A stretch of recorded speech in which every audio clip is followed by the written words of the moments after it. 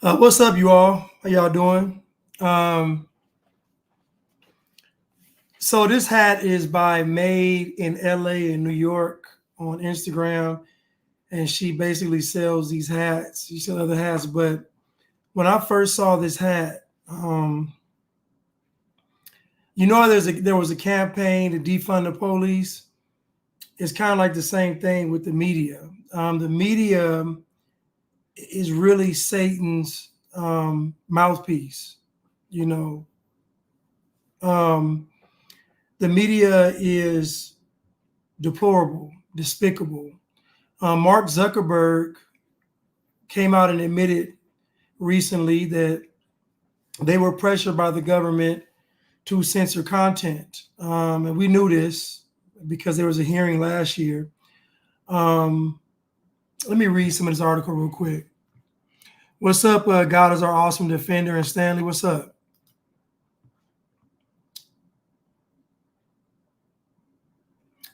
Meta CEO Mark Zuckerberg admitted in a letter on Monday that his company, Facebook, was pressured by the Biden Harris administration to censor Americans, particularly regarding the Peter pandemic content, or in other words, COVID 19. Zuckerberg made the admission in a letter to the House Judiciary Committee Chairman Jim Jordan, Representative, Republican of Ohio, more than a year after providing the committee with thousands of documents as part of its investigation into content moderation on online platforms.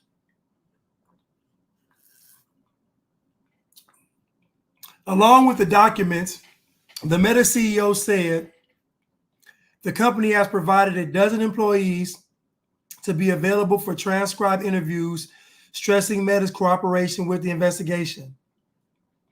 There's a lot of talk right now around how the US government interacts with companies like Meta, and I want to be clear about our position, Zuckerberg wrote. Our platforms are for everyone. We're about promoting speech and helping people connect in a safe and secure way. As part of this, we regularly hear from governments around the world and others with various concerns around public discourse and public safety. Ultimately, it was our decision whether or not to take content down, and we on our own decision included COVID-19 related changes we made to our enforcement in the wake of this pressure, Zuckerberg wrote. I believe the government pressure was wrong, and I regret that we were not more outspoken about it. So the government went to these social media platforms, including YouTube, and they told him to censor content that was centered around COVID-19. Now, the issue I have with all of this is that Metaverse, Facebook, is still censoring content.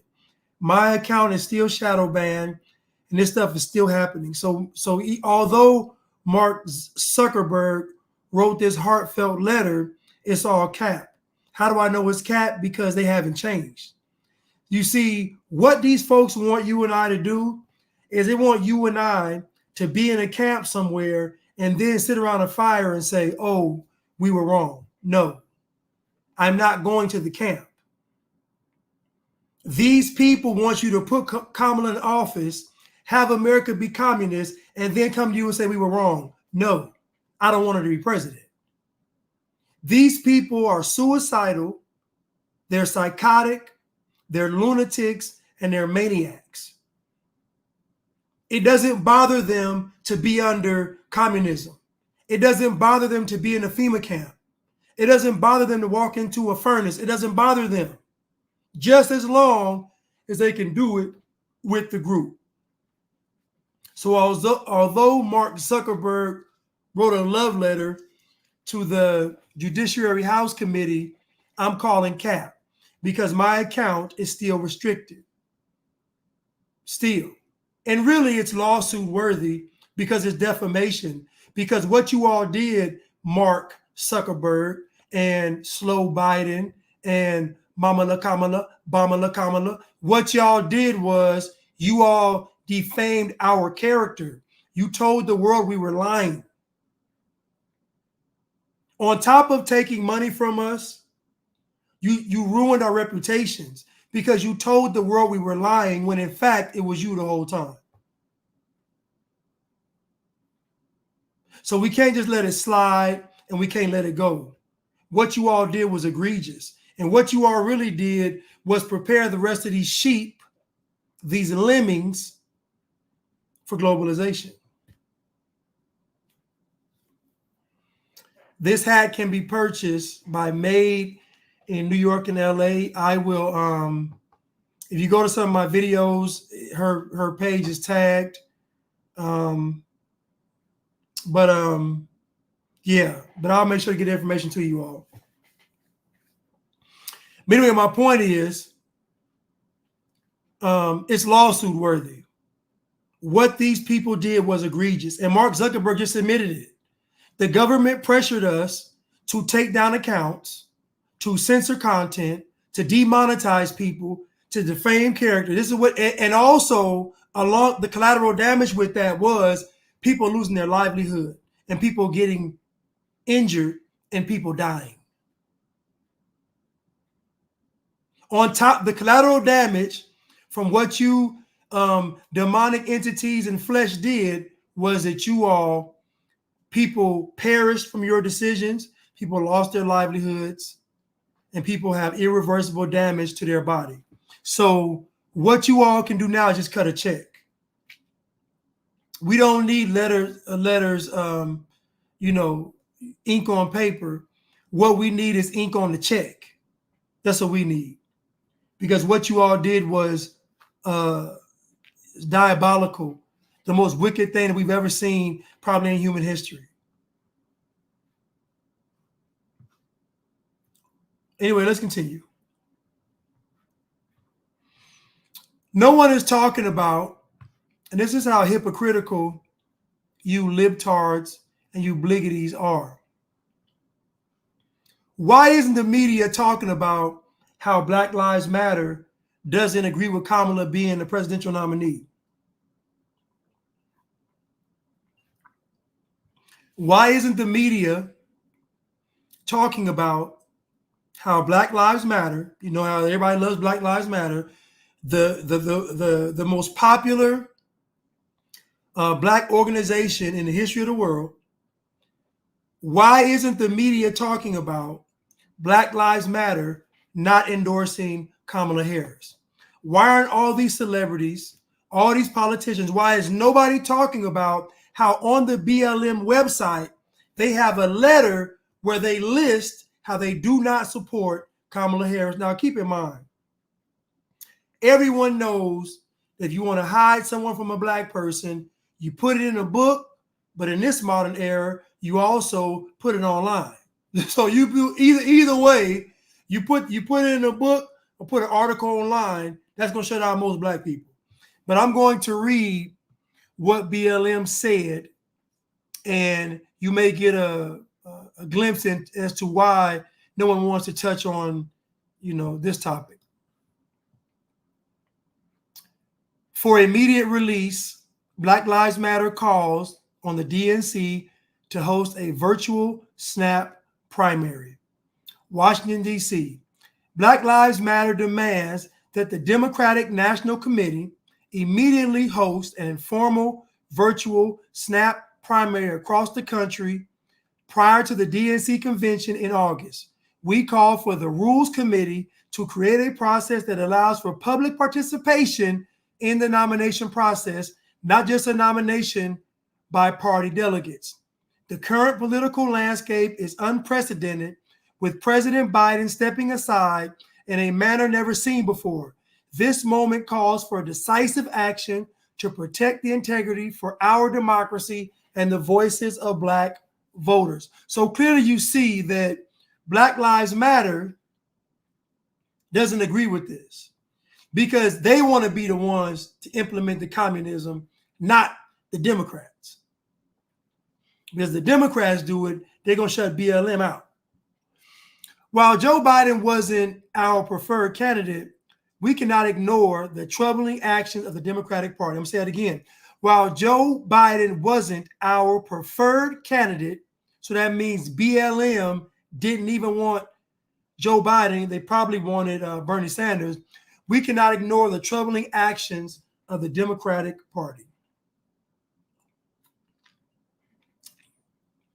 The DNC refused to host debates during the primary, even though a vast majority of Democratic voters wanted them.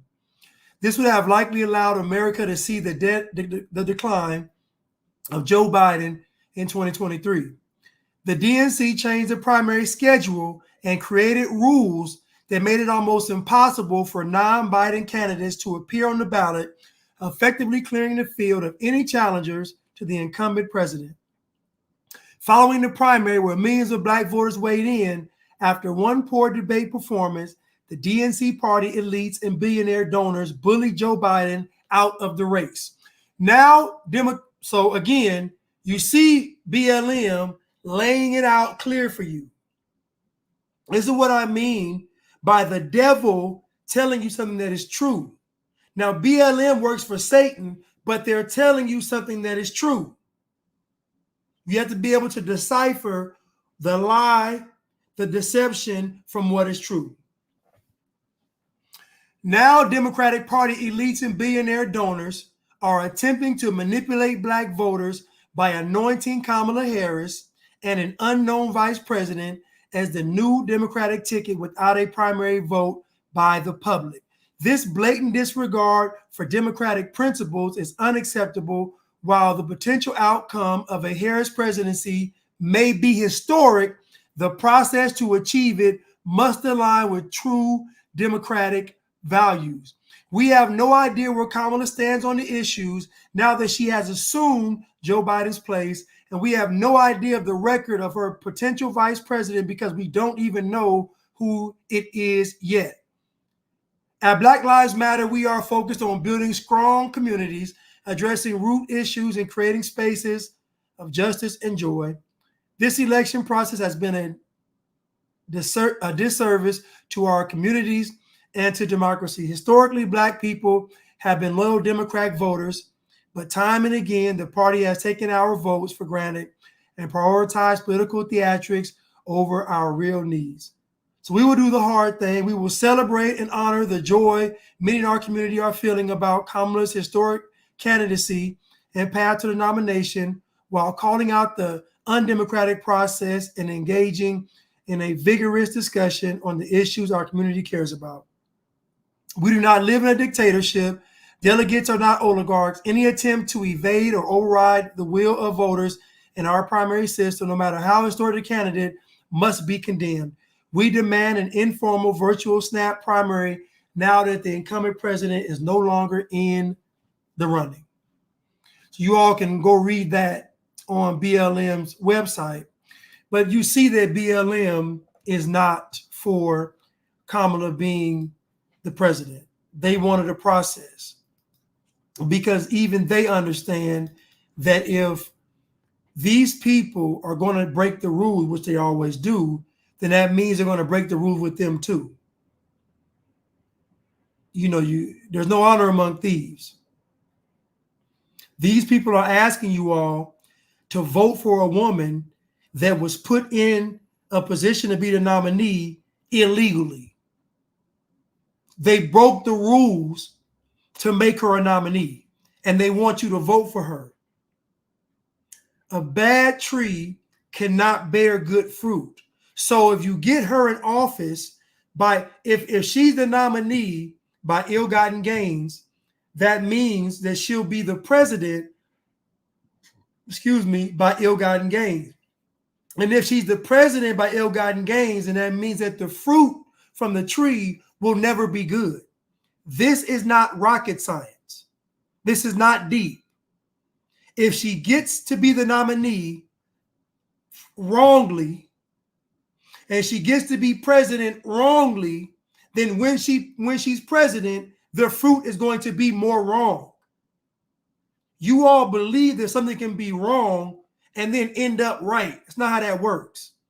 Even a person that is a sinner, they have to turn their entire life around, mind, body, and spirit, and be born again. They have to become a new creature. So that means even God knows that that starting product has to be erased.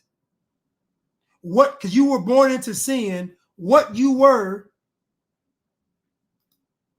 sorry about that, what you were has to be erased. You have to be born again. Your mind has to be renewed. So if Kamala gets the nominee illegally and she becomes president, then illegally, then her presidency is going to be marked by her doing things illegally. But you all are hoping she becomes president so that you all she can hide behind blackness and being a woman. So again, a bad tree cannot bear good fruit, just like a good tree cannot bear bad fruit.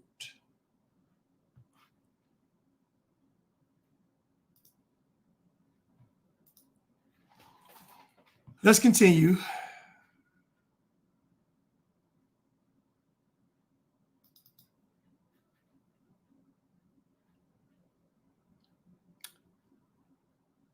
Ooh, some of these didn't save, huh? Never mind. Real motherfucking simple with me. Until Kamala Harris go to jail, until Kamala Harris become a convicted felon, until Kamala Harris file motherfucking bankruptcy 6 times her and her company, until Kamala Harris is impeached twice, until Kamala Harris is indicted 4 motherfucking times, until Kamala Harris is found liable for sexual abuse, until Kamala Harris is found guilty of motherfucking fraud and got to pay $300 and some motherfucking million, until Kamala Harris start a motherfucking insurrection, until Kamala Harris try to overthrow a motherfucking election, until Kamala Harris is married 3 motherfucking times, until Kamala Harris have 5 kids from 3 different motherfucking men, until Kamala Harris do any of that, she's a better motherfucking candidate to me. Now, this is most black men. Most black men have their mother's spirit in them. Most black men are feminine. Most black men have the logic of a woman. Just because the penguin isn't the Joker doesn't mean the penguin should be president. Just because the penguin isn't the Joker doesn't mean he should rule Gotham. Just because the penguin isn't the Joker doesn't mean people should vote the penguin into office. Most black men think like their mother, think like a woman. So his logic is, because Kamala Harris isn't Trump, that makes her a presidential candidate. Think about the logic. And like I said before, you have to have a compromised character to support Kamala Harris. There's no way you can support her honorably. You have to sell your soul to support her. And we know that Ply's soul has been for sale. Ply spent years telling you all to go out there and run off on a plug and spin the block and do all this violent, sell dope and all this stuff. He didn't apologize for that. All he did was slide right into politics. All he did was slide right into talking about politics, telling you all what to do. He has not made amends for all the destruction and chaos he spread around to black people. Plies thinks like a woman. He has feminine energy. And this is most black men. If you listen to most black men talk, they sound like women. Let's continue. You do whatever you want to do with your motherfucking vote. But I'm not voting for no motherfucking rich white man to be able to do whatever the fuck he want to do. I'm just not doing it. I don't hate motherfucking women that much. And I damn sure don't hate a black woman that much. So you can vote for a motherfucking AKA, or you can vote for the motherfucking KKK. You can vote for whatever motherfucking K you want to motherfucking vote for. That's your motherfucking business. But Trump been telling you since 2017, he gonna show you that motherfucking healthcare plan. Has he shown you yet? He been telling you since 2017 that motherfucker coming in 2 weeks. It's gonna be big. It's gonna be beautiful. Has he showed you yet? He told you he's gonna overturn motherfucking Obamacare. Did he do it yet? He told you Mexico gonna pay for that funk ass wall over there. Did they motherfucking pay for it yet?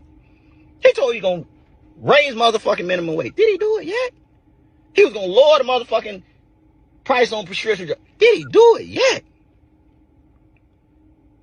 But she need to motherfucking explain something.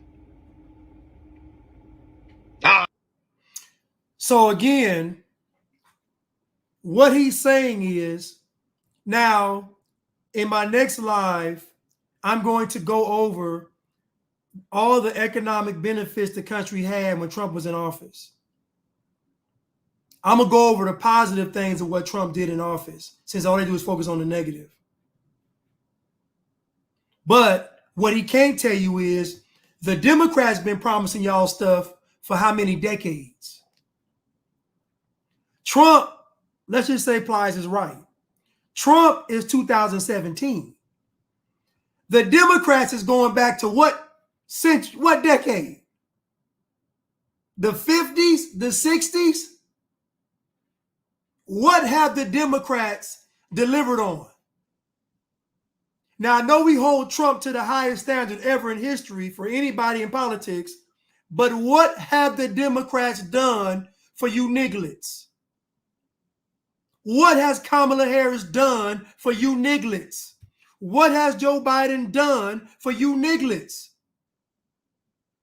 What Trump promised y'all, you got.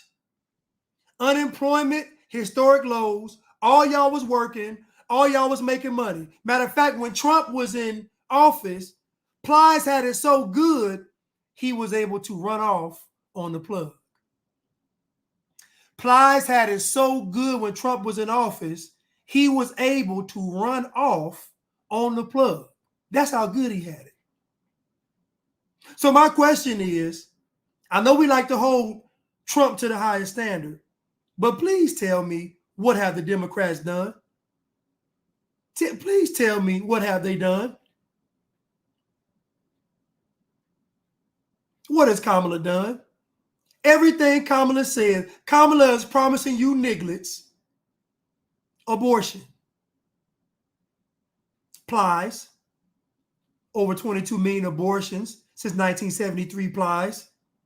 She's also offering you to have transgender surgery for your children. Plies. She also wants transgenders in leadership. Plies. She gonna do something for the Asians specifically, for the Indians specifically, for the LGBTQs specifically, for the trans specifically. But when it comes to y'all nigglets, she ain't gonna do a thing. Oh, my bad. And the Hispanics specifically. Oh, and the immigrants specifically. But you nigglets, not at all. Now, Plies is already telling you that when push comes to shove, he's going to side with the enemy. Because Plies said that him picking Kamala Harris is simply because she isn't Donald Trump. And I know black folks will listen to Plies because it's easy to listen to him. It's easy. It doesn't involve any character, any courage, any faith, any principles, any morals. You can just listen to Plies and go on about your merry life. But I'm telling you now, them troops march down the street, them tanks on the streets, them blue helmets on the streets, Plies ain't going to be nowhere around. He's going to be nowhere in sight. He's not going to have any words to share with the people. I'll make a blanket statement. When you hear black folks talking, I don't care what your race is. I don't care what your skin color is. I don't care what your religion is. When you hear black folks talking, it's best you don't listen to them. Yeah, you may miss a few good ones. You may even miss some great ones. But overall, you're saving yourself a lot of heartache and grief. I'm just being honest. Let's continue. She don't ever talk about her. Yes, she motherfucking do. You just don't want a motherfucking hit. That lady told you she trying to get $25,000 a motherfucker who trying to buy homes. Trying to build 3 more motherfucking million homes. Trying to lower the drug prices for everybody, not just the elderly. Trying to get tax cut to the middle motherfucking class. That like trying to no tax on tips or whatever the hell it is. That lady telling you what she trying to motherfucking do. You just don't want a motherfucking hit. So again, everything that Plies just said, how's she gonna do it? They're already offering immigrants Plies. Let me get him back on the screen. Get this big Easter egg head back on the screen. So Plies, just so you know, California's offering illegal immigrants $25,000 down on the house already. Oregon is offering 30,000 Plies already. The Cardone guy said we already have 1.7 million homes on the market already. Everything she's saying is cap. Trump came up with don't tax the tips. Talking about not taxing the middle class, tax breaks. You're crazy, Plies. What does she want to do? The long-term investment tax? Where you done saved up your money and invested, and then when you want to cash out, she want to hit you with almost 50% tax? Plies, dummy Plies. On your investments, when you want to cash out on a Kamala, she wants to tax it at almost 50%, you big dummy.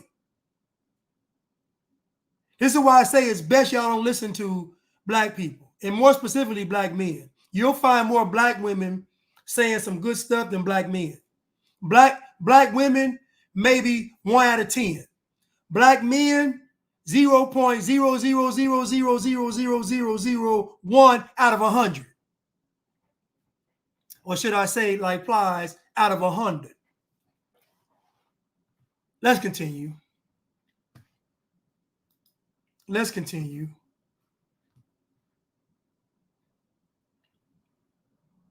Yeah, I do mean black, male, liberal, cuckold, Democrat simps. Yes, I do. Weak, beta, simps. That's what I mean. To get more specific.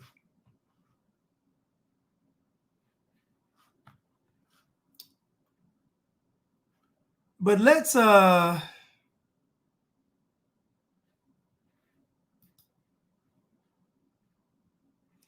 get into this Central Park 5 real quick. I just want to touch on it a little bit. You know, I just want to touch on a little bit.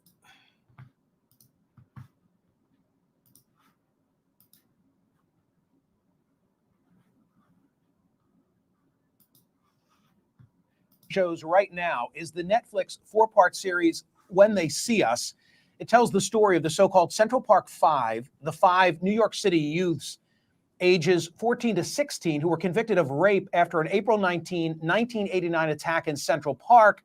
Their convictions were all vacated after a serial rapist named Mateus Reyes confessed in 2002 to the rape of the Central Park jogger and said he acted alone. The 5 are all black or Hispanic. The 29-year-old victim. Now, when I watched this Netflix special, I remember there were 2 things that stuck out to me. One of the things was this guy saying that this guy confessing to the sexual assault. And then him specifying that he acted alone. It just, my spirit was like, something ain't right with that, because it sounds kind of, you know, just think about, yeah, I did it and I did it by myself. It almost seemed like that's an insert for propaganda. Like, make sure you say you acted alone. Yeah, y'all, I did it and acted alone. And the other thing that stood out to me, made my spirit jump, it was one more thing. It was, I can't recall right now.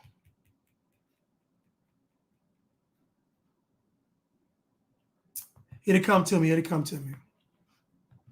But I remember two things when I watched it that it just didn't sit right with me when I was watching this special. Let's continue.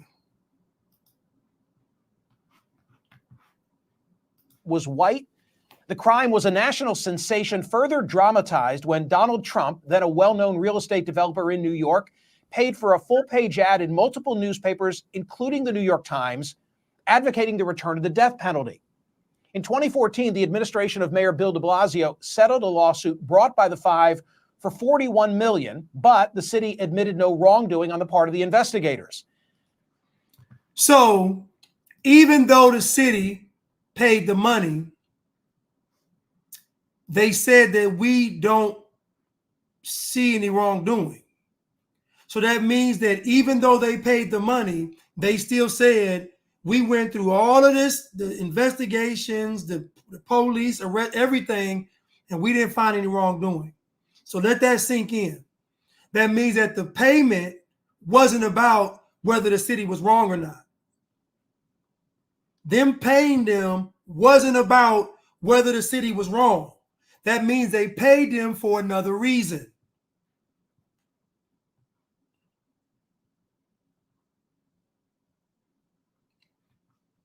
Let's continue. Now, many of you all have been conditioned by the Netflix special. And I told you all that when it comes to entertainment, it's not entertainment for Black people. For Black people, it's more programming and conditioning. It's not entertainment. So when they show you something on TV, dear Black people, whatever they show you, they're going to reinforce it in real life. So your subconscious can't determine whether it's art imitating life or life imitating art. This is why we have to be born again. Because we have to be made a new creature. It's going to be hard going to heaven Black. It just is. It's going to be hard making it to heaven if you have a Black ideology here on earth. Because part of your Black ideology is to put Blackness over everything. Let's continue.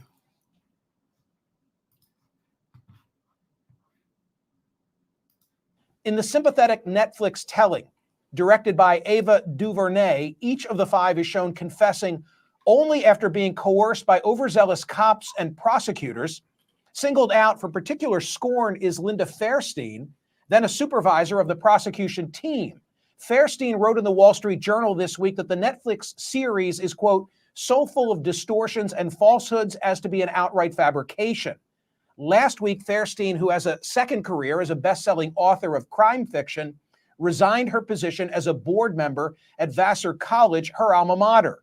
And this week, Elizabeth Lederer, the trial prosecutor of the five, resigned from a teaching role at the Columbia Law School amid protests from the Black Law Students Association. Do you know how wrong it is? Do you know how wrong it is for you all to claim that America's racist and you all can put a bold-faced lie out to the public and white folks' careers are ruined or Jewish folks' careers are ruined? Imagine you are running around talking about how racist America is, and you all have the greatest privilege known to man.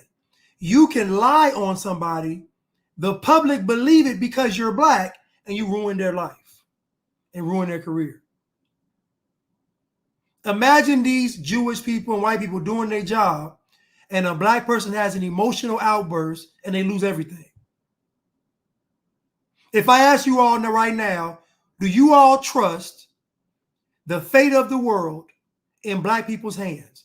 That means if the vote for the one individual that was going to rule the world, do you trust for Black people to have that vote?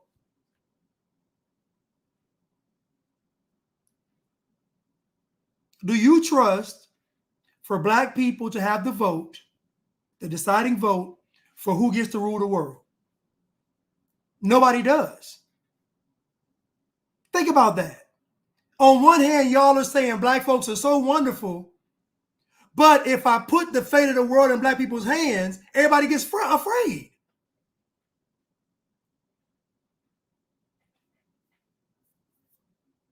You tell me black folks are great and wonderful.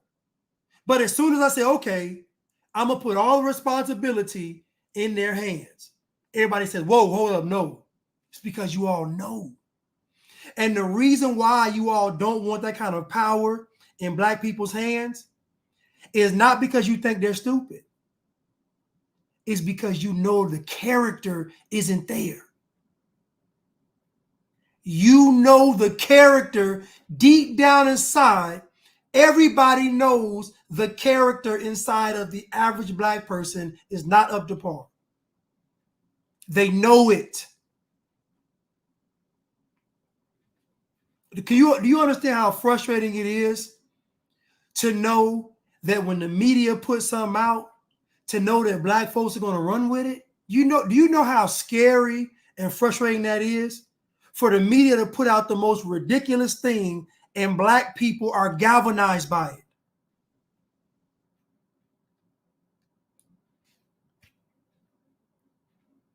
Think about that. Think about the media putting out anything that's ridiculous and black people are galvanized by it. The media told black people that Kamala Harris is the best thing since sliced, what do they eat? Roti? Sliced roti bread. And black folks ran with it.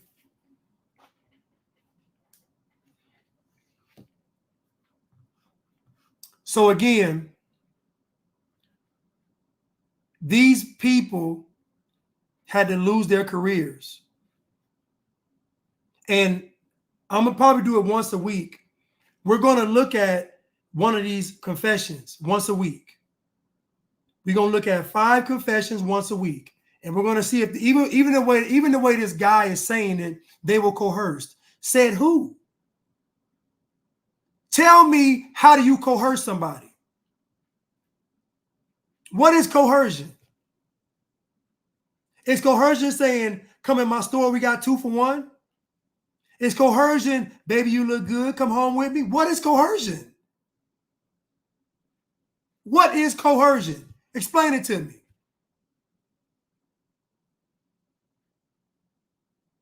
Explain coercion to me. Listen, y'all, you did the crime. Now say you did it. Is that what happened? Is that what's on film? The police saying, y'all did it, now admit it? I bet it's not. One thing I know for sure is that if black folks are upset about it, it's a lie. One thing I know for certain, if black people are upset about something, it's a lie. You've never seen black people upset at the truth. Only the lies. Because when it comes to the truth, black people reject it and avoid it like the plague. When it comes to the truth, black people reject it and avoid it like the plague. So if a person is rejecting and avoiding the truth, they're automatically going to run smack dab into the lie or smack dab into the lie.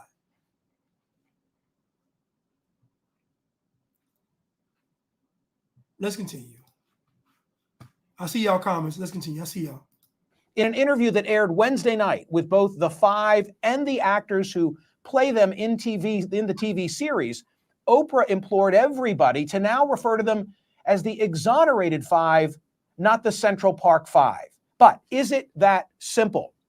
Joining me now is Eric Reynolds, a former New York City police officer who on the night of the attack arrested 2 of the 5. Eric, thanks for being here. You watched the Netflix series and you thought what? Well, thank you for having me, Michael. I watched the Netflix series and I was shocked. Okay, I actually laughed out loud when I saw the Felicity Huffman playing Linda Fairstein implore the police to go out and round up all black men in Harlem. I thought that was absolutely preposterous. It never happened. Linda Fairstein was never even in the precinct that day when the investigation was started, first of all. Second of all, the district attorney does not give orders to the police department. They do not direct our investigations. Our investigation was well underway once Linda Fairstein arrived at the Central Park precinct. Now, it's a life lesson for you all. Now, Black culture does not frown upon lying. And because Black culture doesn't frown upon lying, Black culture doesn't understand why people lie. And so I'm going to tell you why people lie. People lie because they know they can't get you to do what they want you to do with the truth. So what we have in our hands, we have a lie, we have a truth. These are two motivators for people, for human beings, is lies and truth and lies. So if I can't get you to be outraged at the truth, then I have to bring a lie. So the fact that the Netflix dramatization was even created lets you know that the average person wouldn't have been outraged by the truth. And again, if the media grabs a hold of something, it's most certainly a lie.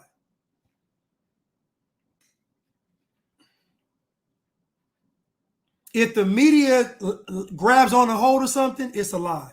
So, for example, the media is all behind Kamala Harris. Well, you know it's a lie.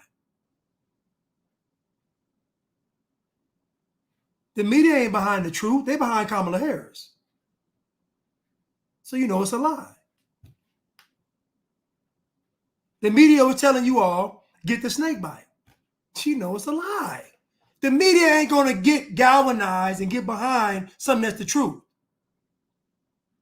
Because the Bible says that let's go to the word.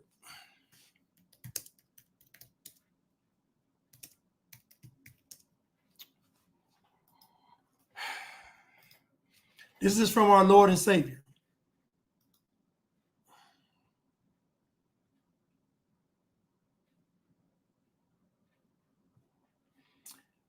Then Jesus said to those Jews, verse 31, which believed on him, if ye continue in my word, then are ye my disciples indeed. And ye shall know the truth, and the truth shall make you free.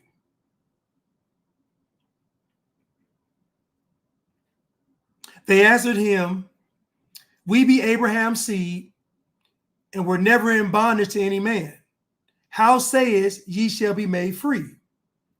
Jesus answered them, verily, verily, I say unto you, whosoever committeth sin is the servant of sin. And the servant abideth not in the house forever, but the Son abideth forever.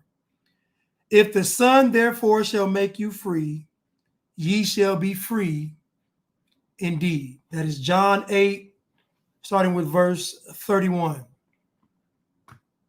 So, as we see, with the truth comes freedom. Because what truth does is truth frees you from sin. If you are operating under deception or under a lie, you are going to sin. It's inevitable. If you are operating on misinformation, because think about it. If you're operating under deception or misinformation or lies or ignorance, then the person that's getting you to do it is going to be a bad person because they would dare deceive you and manipulate you. So if they're deceiving and manipulating you, that means they're going to have you out there doing something that's wrong. So again, in Black church, you're not going to learn this. You're not going to learn how to connect these dots. You're not. I'm telling you that truth is freedom. Because once you have the truth, what happens is you want to get some more truth. Your eyes are opened up. Wait a minute. This whole thing is a scam? Wait a minute. Y'all love the Matrix so much But as soon as the Matrix actually comes to reality, everybody start getting dumb. Y'all rave about the Matrix all the time. The Matrix, we in the Matrix. But then as soon as we see the Matrix, y'all get more stupid. Let's continue.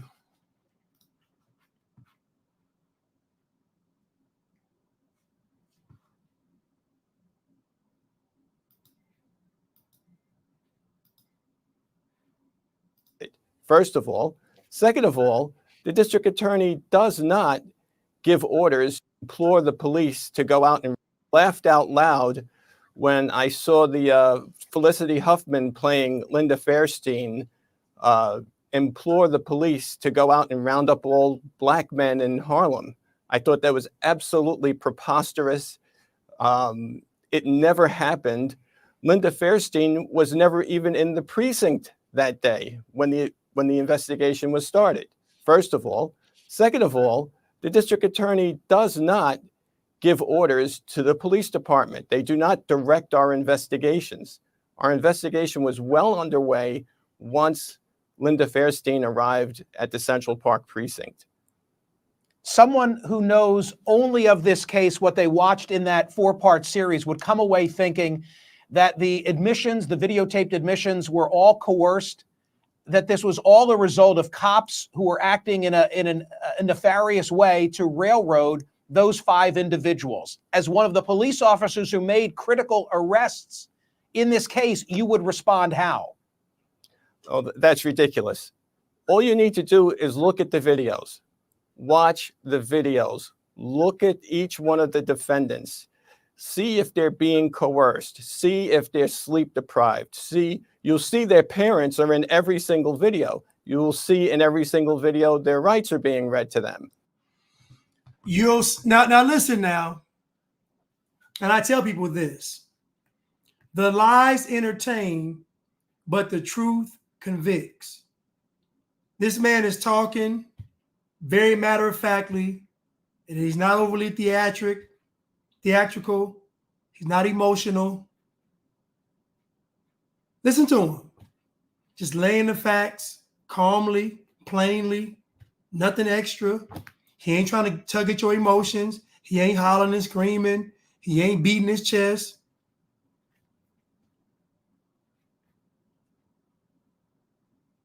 So again, the lies entertain, but the truth convicts. This is how the truth sounds. It's not dramatic. So what he said was, look at the interviews. I saw Vlad TV, and he said each title said the coerced confessions, because he knows that you all are simple-minded, and he knows that if you all see the word coerced, if you can even read it, that you all will automatically think what you're seeing is coercion. It's mind manipulation. They already plant the seed in your mind before you even look at something. This is why I said to be black is to be controlled. You're already controlled even when you think you're free. Even when you think that you're free, you're already controlled. Because they've already planted the seed in your mind. So that means when you look at something, see, we often wonder, why can't these people see it? They already programmed. They've already been given over to reprobate mind. It's over. They're not going to ever see it. Because the moment they get to the truth, they're going to reject the truth. And you can always tell when they get to the truth, they start bringing up stupid stuff. You heard replies. I ain't going to vote for no rich white man. You already know. As soon as they get to the truth, they start bringing up irrelevant stuff. I'm surprised all the black folks don't live in Wisconsin, because black folks are professional cheese movers. You get into any debate or argument with a black person, they're going to move the cheese. Let's continue.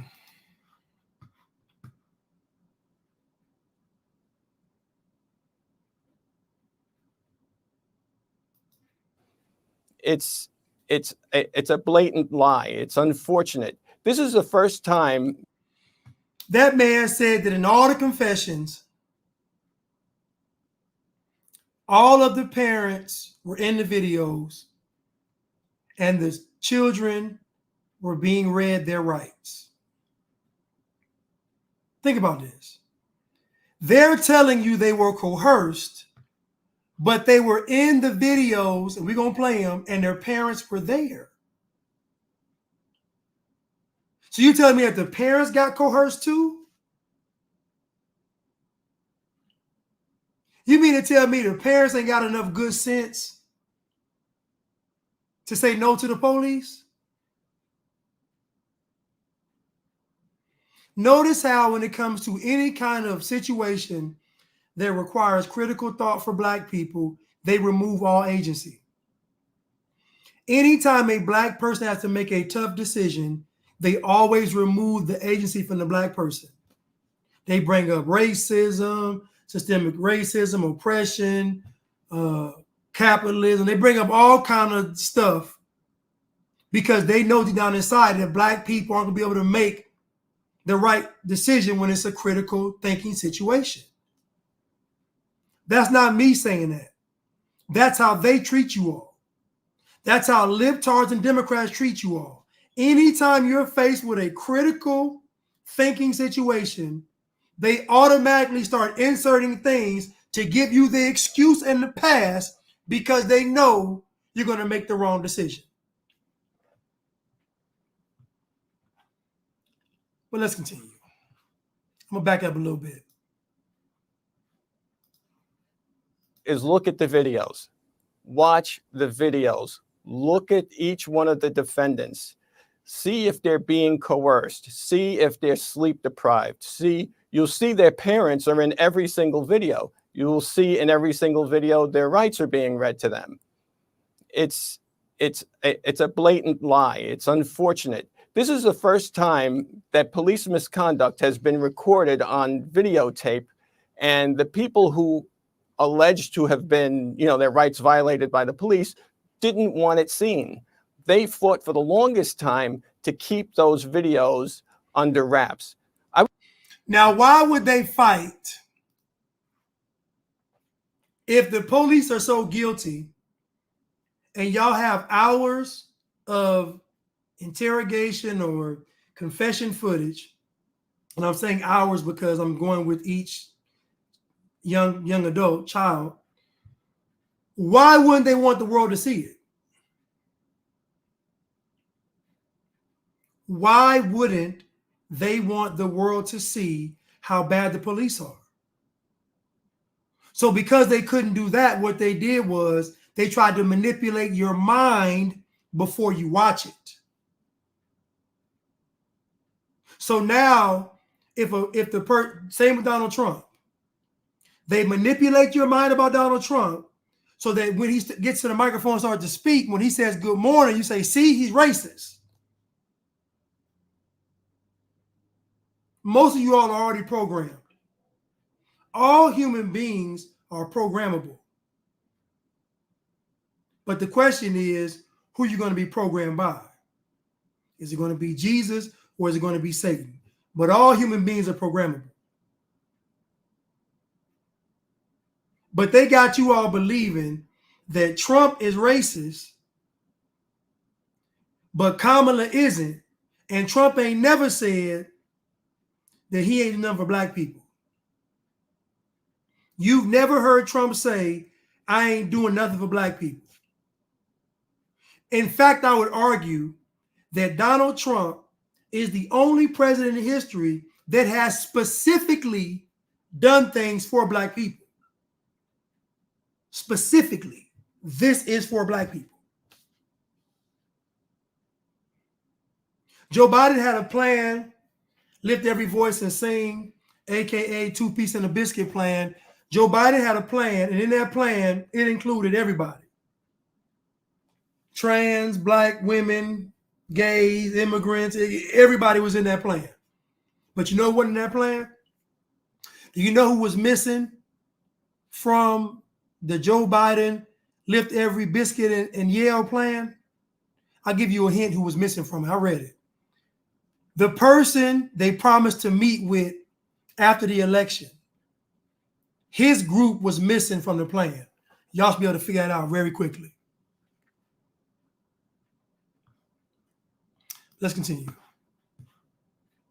I would implore everybody, look at the videos, watch them from beginning to end, and then make a judgment.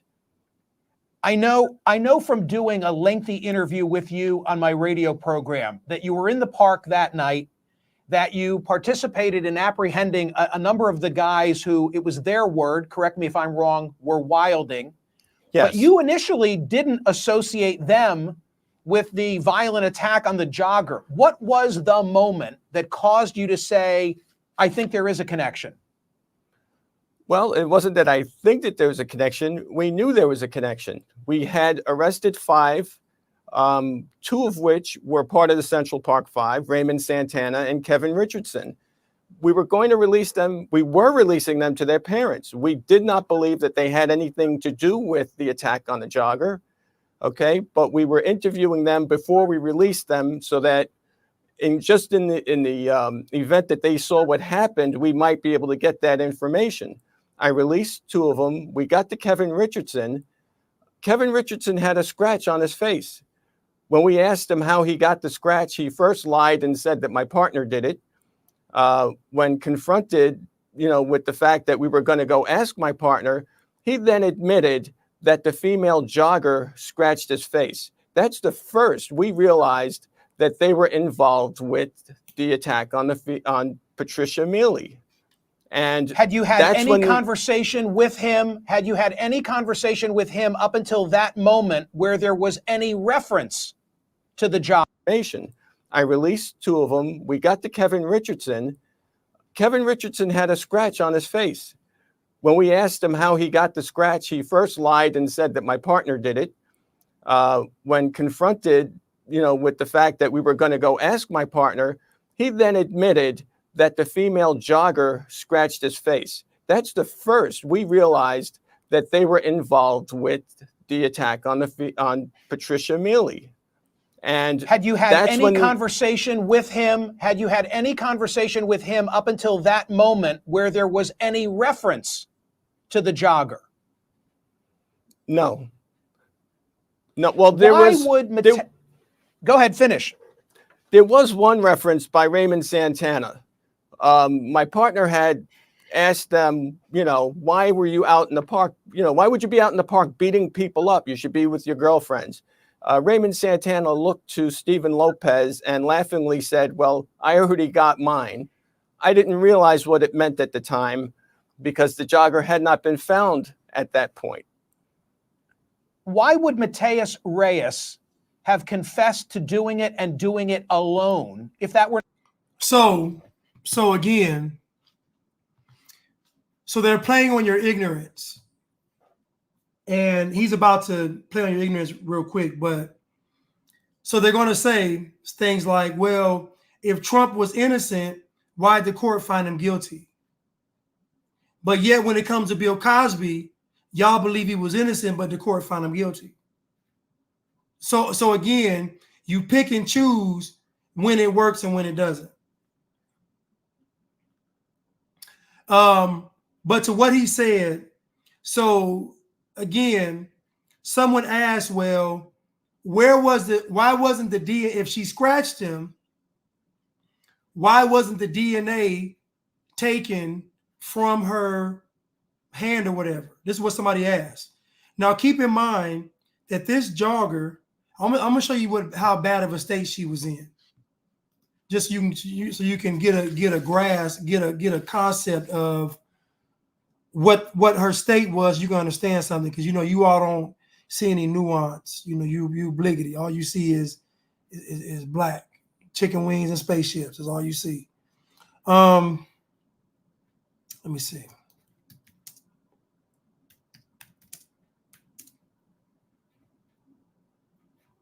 Let me show you the state she was in. Injuries.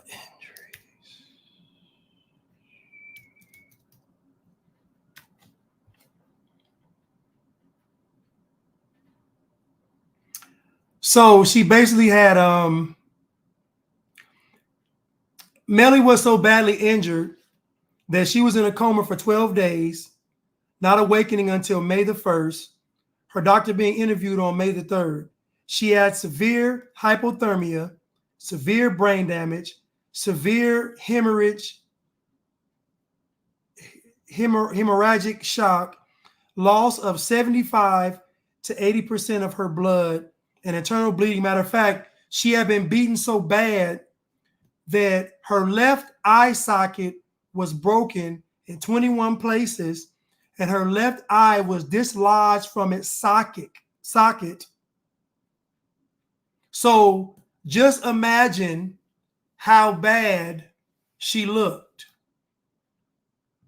I want you to picture this woman losing almost 80% of her blood, means she only has 20% of blood in her body. So when they find her, they probably thought she was dead. Do you think these people are thinking about getting DNA samples? Do you think these people are trying to go in there and get DNA samples when these people are saying they did it?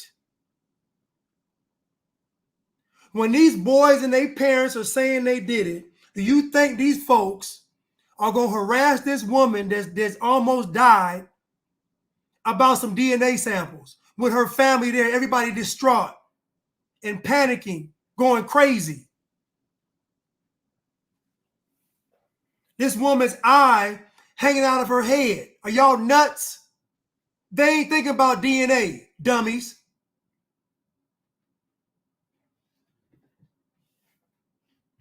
They done cracked this woman's skull open.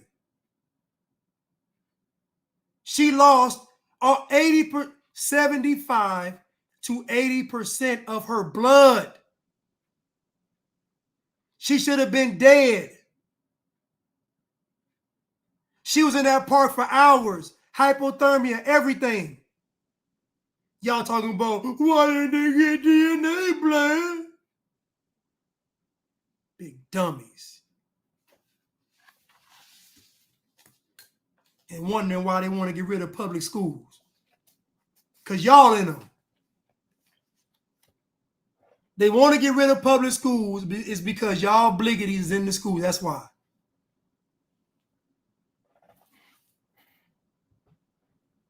The only thing that saved her was God. And the audacity of this woman to be this traumatized. Other folks got beat up in the park. Other folks got robbed and terrorized in the park. Imagine all that happening, and then you give these men $41 million. If that had been a black jogger, and those had been, oh my goodness. If that had been a black, you know what's so crazy? They don't even talk about the jogger. Black folks and liberals are so cold, they don't even mention what the jogger went through. That's how heartless they are. They act like this woman beaten to a second of her life didn't prompt all of this. Like it wasn't people assaulted and robbed in the park that night. Like she wasn't about to die in the park. We talking about she's been sexually violated and beat to death, almost beat to death. They don't even mention her. Shh, don't mention her. It's disgusting. It's disgusting. I'm going to tell you like this. Y'all might can scare them, but you ain't going to scare me. I am going to tell you about y'all nigglets. I'm not going to stop. Because every day y'all get on TV and lie. And you never get checked. You never get held accountable. Not here. Not here. Let's continue. Or not the case. Because Mateus Reyes was in a segregated part of the prison. He was with rapists and child molesters. He had gotten kicked out because of his, because he had committed several violations in there. Now he was out in general population and vulnerable to attack. Kerry Weiss knew this. He had people threatening Reyes and telling him that he had better say that he did it by himself. And it really didn't matter at that point because the statute of limitations were up. There was no legal jeopardy for him to say that he had done it. In fact, what happened was, as a psychopath, and I got this from his psychologist, this worked in his favor. He was able to get attention as a result of coming forward to say that he did it by himself. He was looked at as a hero almost in a perverse way. Well, why Eric was only his DNA found in the jogger? As a result of coming forward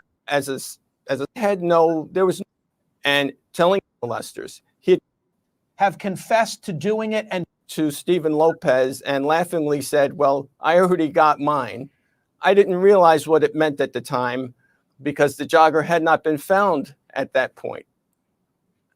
Why would Mateus Reyes have confessed to doing it and doing it alone if that were not the case? Because Mateus Reyes was in a segregated part of the prison. He was with rapists and child molesters. He had gotten kicked out because of his, because he had committed several violations in there. So Mateus Reyes probably was a bully among the dregs of society in the prison. With the molesters and all them. He probably was the bully. He probably was doing all kind of stuff in there, so they put him out. Because, in prison, they're in their own separate unit to be protected.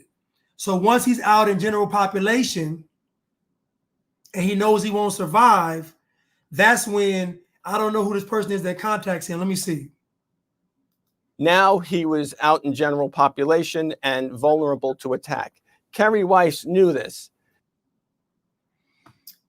I don't know who that is. Karen Rice.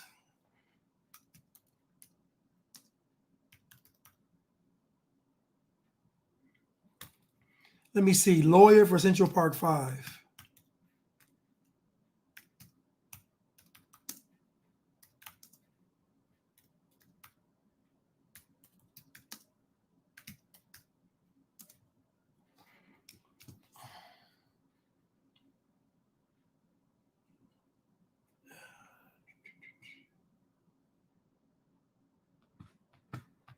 I don't know.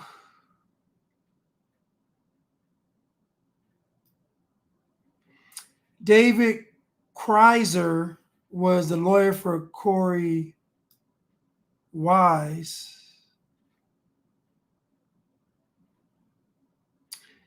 I don't know who that person is that he said. I don't know who that is. He had people threatening. Kerry Weiss knew this. He had people threatening Reyes and telling him that he had better say that he did it by himself. Oh, Corey Wise was threatening him. That's who it was. Okay, now it makes sense. I got it, y'all. So Corey Wise tells him, if you want to survive, you better tell him that you did it and you acted alone. Because see, what threw me off, and again, I acted alone. Like that statement right there is not, I can't explain it, but it's not, no. That's a big red flag for me. But anyway, so Corey Wise was threatening him and telling him, if you don't do this, it's over. So if they, it makes sense. This makes sense. Now it makes, okay, it's Corey Wise, the one you saw trying to struggle to read, the one that was hurting himself to read, that one, it was him. The one y'all think is such a good guy, him. Because he had committed several violations in there. Now he was out in general population and vulnerable to attack. Kerry Weiss knew this. he had people threatening Reyes and telling him that he had better say that he did it by himself. And it really didn't matter at that point because the statute of limitations were up. There was no legal jeopardy for him to say that he had done it. In fact, what happened was, as a psychopath, and I got this from his psychologist, this worked in his favor. He was able to get attention as a result of coming forward to say that he did it by himself. He was looked at as a hero almost in a perverse way.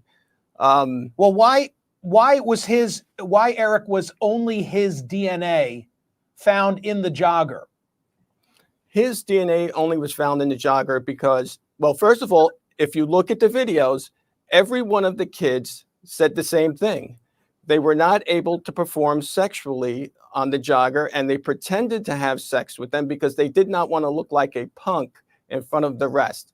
And if you think about it, you have a bunch of 13 and 14-year-olds in the middle of Central Park, in the middle of the night, beating the life out of this woman that they don't know. And under those circumstances, would they be able to perform sexually? No. So what he says right here is very, very pivotal and crucial, because this is what a child would do, is they would fake the sexual act to seem cool. Like what he says right here, I know is the truth because it makes sense. And so they were trying to say that these guys ran with Reyes. I don't think they ran with Reyes. I think that night they may have been with Reyes. I think maybe that night Reyes said, hey, look what I got over here. I don't know. What I'm saying is they knew what happened to that jogger. They were there. Now, I don't believe they actually, assaulted her sexually, but I do believe they were there. What this officer is saying, it makes perfect sense. It makes sense. As a matter of fact, I even said when I was speaking with someone that more than likely it was so much chaos going on in the park. There was groups forming in the park and they was doing all this stuff. And so I believe they probably, got linked up with Reyes in the park. Like just, y'all just going crazy doing whatever, And so what he says makes sense, that they would be on her acting like they were doing it but not doing it, just to make people think, okay, yeah, we doing it. This is how kids think, so it makes sense. Now, did they beat her? I don't know. I don't know if they beat her. Me personally, I believe Reyes beat her. Me personally, but they could have beat her. I don't know, but I think it was Reyes. But this is where a character comes into play, and this is what I mean by Black people lie. Now, think about this now. Now, they could have said, we were there, but we didn't do it. Reyes did it. They could have been afraid of Reyes. He was older. He was 22. I don't know. I'm saying they could have said Reyes did it. But because they were there, they knew if we admit to being there, they're going to pin it on us because we're there, which they probably would have. So they admitted it, maybe thinking they won't get that much time. But then they came back and recanted their statement saying that, oh, we were coerced. We didn't do it. What they're doing is lying by omission. They probably did not. I don't believe they did actually assault her sexually. That's not what they did. But they were there. They didn't help her. They didn't tell the police that she was dying. None of that. So now I want you to think about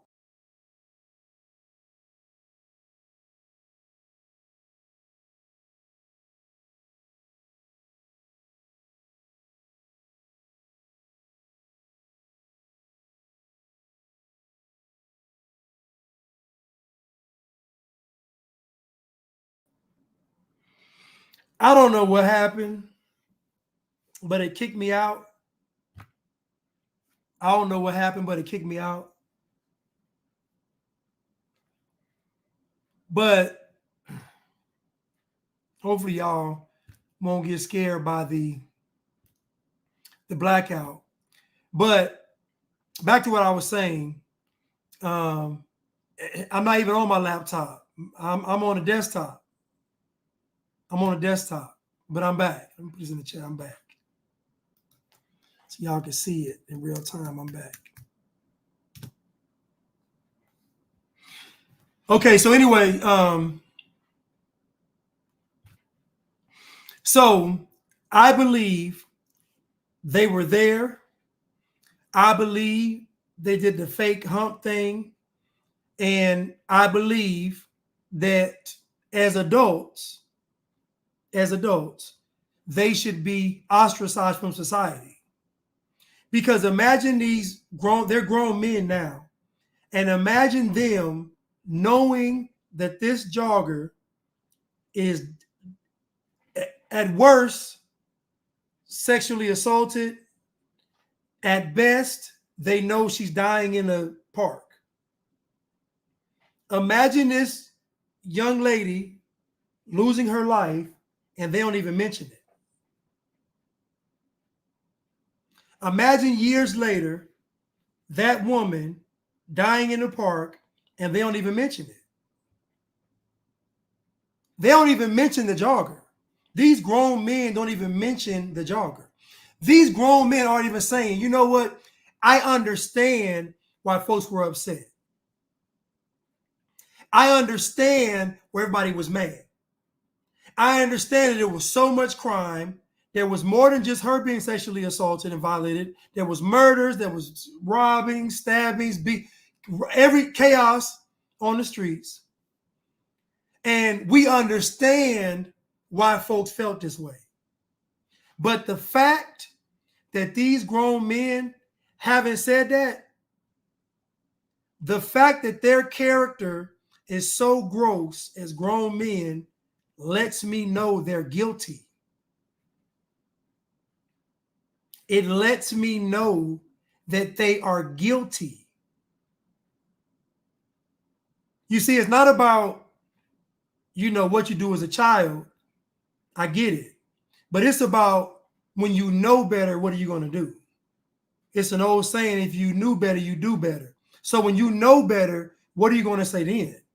These guys have not only profited off of this, they done ran with it. These young boys knew that lady had been assaulted. They knew she had been badly beaten, and they didn't mention a word about it. They didn't. I hope I ain't getting my timelines mixed up, but we can't agree that the woman wasn't found immediately. Those boys got confronted by the police before she was even found. The first two boys. They didn't tell the police that she was over there dying. They didn't say that. Matter of fact, one of the boys said, I got mine.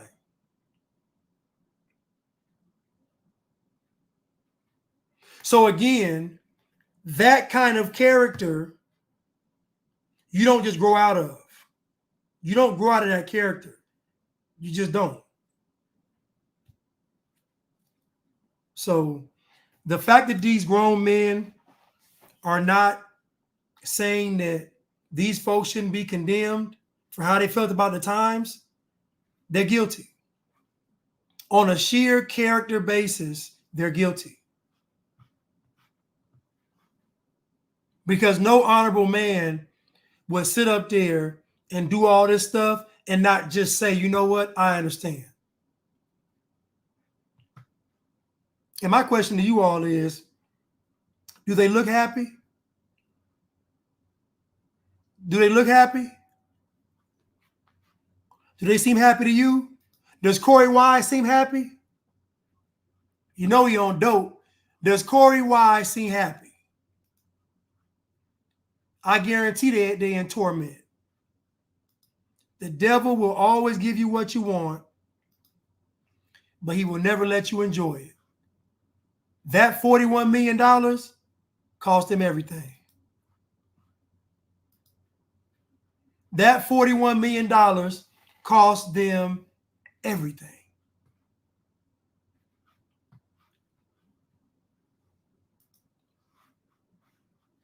Let's continue. Who could perform sexually? The guy who raped his mother, the guy who was a serial rapist, the guy who raped, tortured, and killed a pregnant woman in front of her 2 children. That's the guy who is able to have sex and to complete the act in the middle of Central Park in front of everybody. Let me return to a final question, the subject of whether those admissions captured on videotape were coerced. You weren't in those rooms, correct? So how could you know? How can I know they weren't coerced? You can. Yes. Well, first of all, you can hear everything that's going on. Okay. It's not as though the rooms are soundproof, number one. Number two, if you look at the pictures, if you watch the Netflix series, you'll see how each kid is getting slapped around. They're getting beaten up. At one point, the cop hits a kid in the face with a helmet several times. Now, every news organization in the nation was at the precincts when they were being brought out. If you look at those pictures, not one of them has a scratch on them. None of them. You can see I'm all showing 5 the of them mug there. shots. I'm showing the 5 mug shots right now to make the point that I think you're offering. Now, y'all want me to believe, I'm making the screen bigger. Y'all want me to believe, here's what y'all want me to believe. Y'all want me to believe that these young men right here weren't capable. I didn't say they did it. They weren't capable.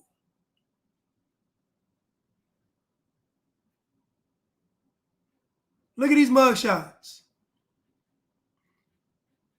They actually this one looked grown. The one's a politician, he looked grown.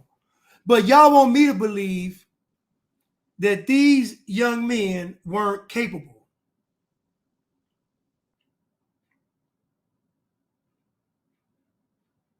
I know they were there on the scene. And what they said they did made sense. And what that police officer said about Reyes makes sense. Because he's so sick, he'd be able to have sex with somebody that was probably even dead.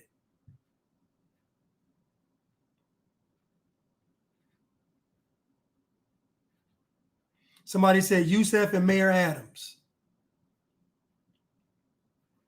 Right, a bus driver. Them as kids, right. I want you to look at them.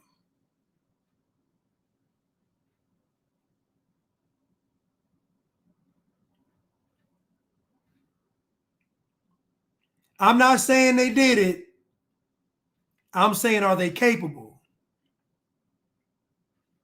And they're going to tell you, well, don't judge them. You can't judge a book by its cover.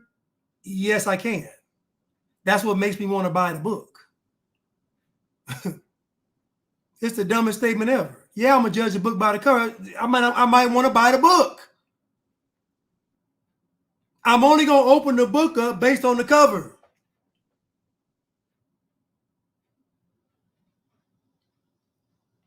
In my heart of hearts, these young men participated.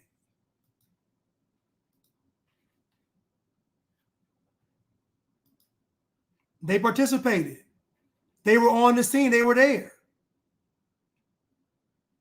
So the guy he talks about the lack of DNA. What he says makes sense. They was humping on her. It makes sense. It makes these are still young men. It makes sense.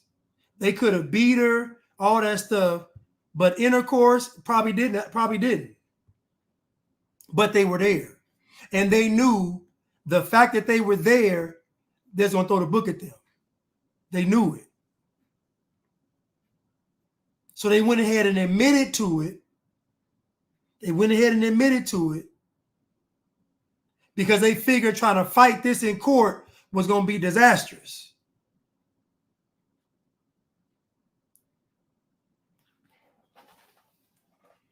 They figured trying to fight this in court was going to be ugly. If this went public in a court, man, please. Then they came back and said, oh, we was coerced.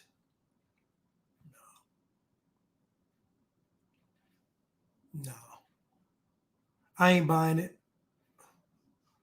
I ain't buying coercion.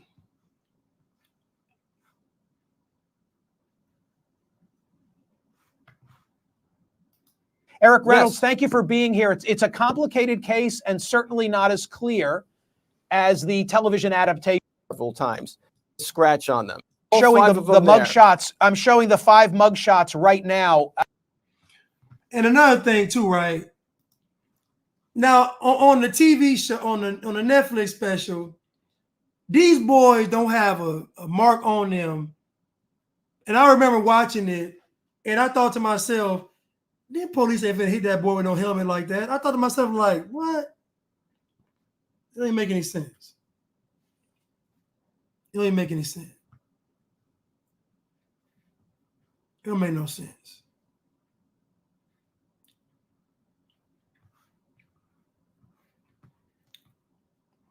All right, let's let me get back to my. So like I said, man, I just want to just look at one confession a week. Just go look and let's just see if they being coerced. And like I said again, I'm gonna say it again. If black people are outraged about something, it's not true. It's not. We got a couple more minutes. Let me get to. Hold on, let me see.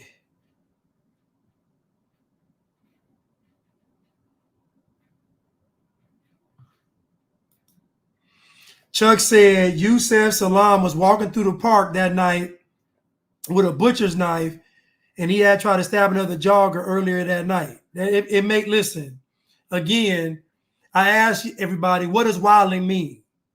Does wilding mean they're going to feed the homeless? Does wilding mean they're going to the library to read books?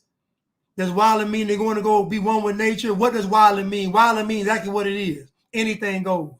So Yusef Salam walking around with a butcher knife, that makes sense. It almost reminds me of the vision I get of Central Park that night, or a lot of nights.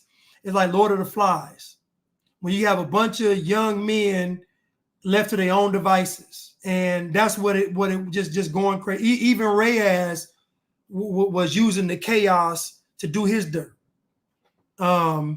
So yeah, it makes sense that it makes sense. We had a butcher knife, and again,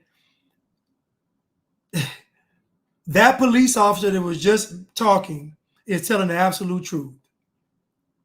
Everybody keeps saying coercion, coercion, coercion. But if I ask y'all, well, what is coercion? You can't tell me. What is coercion? Explain it to me. How are you being coerced? Tell me. They got a candy bar on the table. How are you being coerced? Anyway.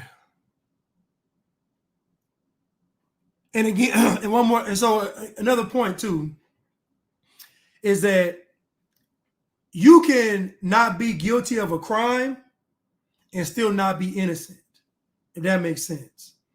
So just because you didn't do this crime doesn't mean you're innocent. Because when you say innocent, the picture is framed as they were just being good young men minding their business. That wasn't the case. But I know they were there on that scene. I know they were. I know they were. And no doubt in my mind. There's no doubt. What that officer said makes sense. It makes, and again, the fact that the media is doing all of this with this story lets you know it's cap in the second place, in the last place.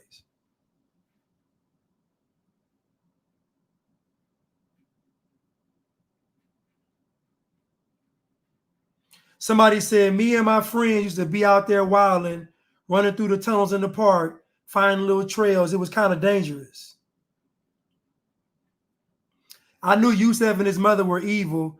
No dad, but mom was all over the news playing victim and making her son out to be an upstanding moral young man. I already know, listen, I already know.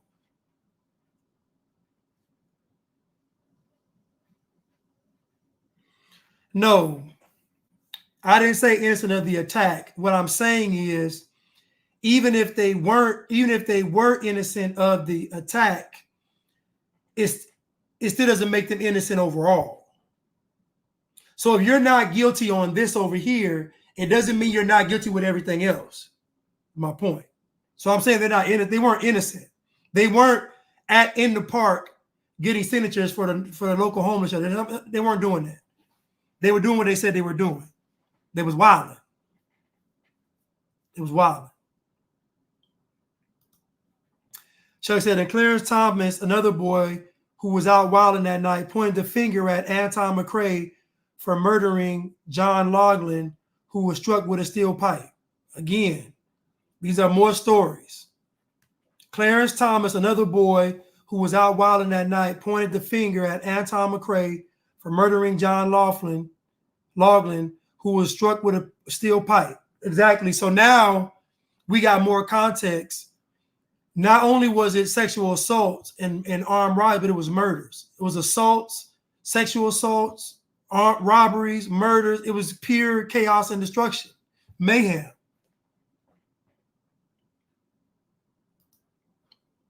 So again, these young men were not innocent. And I'm going to go a step further and say they was guilty. They were guilty. Matter of fact, I'm going to be honest with y'all. When I saw Corey Wise having a brain aneurysm, trying to read that teleprompter, my spirit told me they're guilty. If I can be honest with y'all, when I saw Corey Wise, I said they're guilty. They're guilty.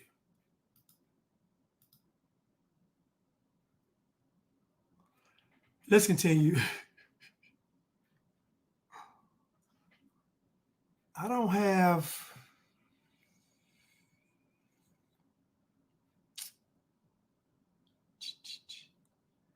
I'm going to chop him up later.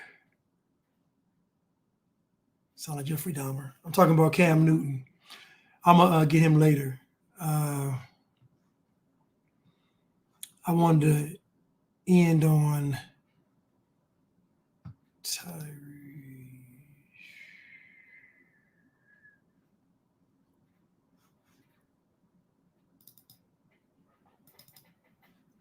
A lot of grief.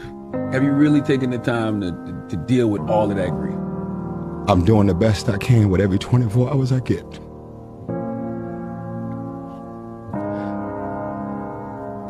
That's it. Some tissue for me, brother. No, I don't need no tissue.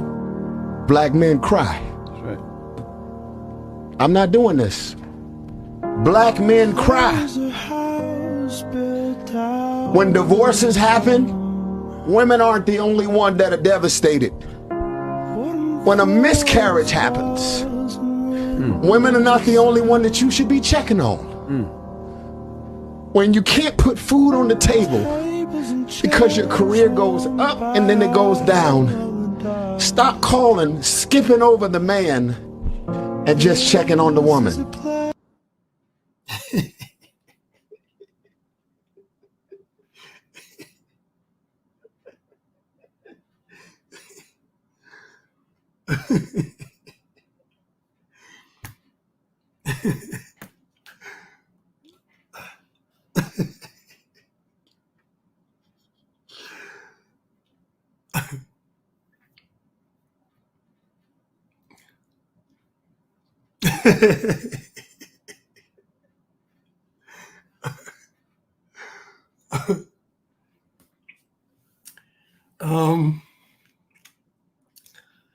Y'all know that Tyrese is an actor, right? So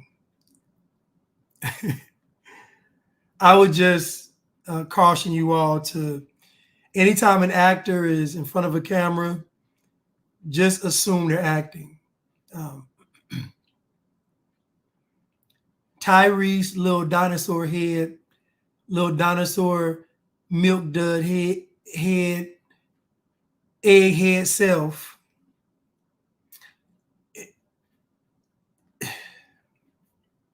It's cap. He's trying to have a viral moment. He's trying to get sympathy. He's weak. The transformer money then ran out. He was just over in Dubai wearing a pink hijab. He was covered like one of them Muslim women over there in a pink hijab. He was just over there soliciting himself to the Muslims. He was just in Dubai not too long ago with a hot pink burqa and hijab on. But yeah, if you see an actor in front of a camera, just assume that any emotion is acting. Tyrese is full of BS. You deal with a lot of grief. Have you really taken the time to deal with all of that grief? I'm doing the best I can with every 24 hours I get.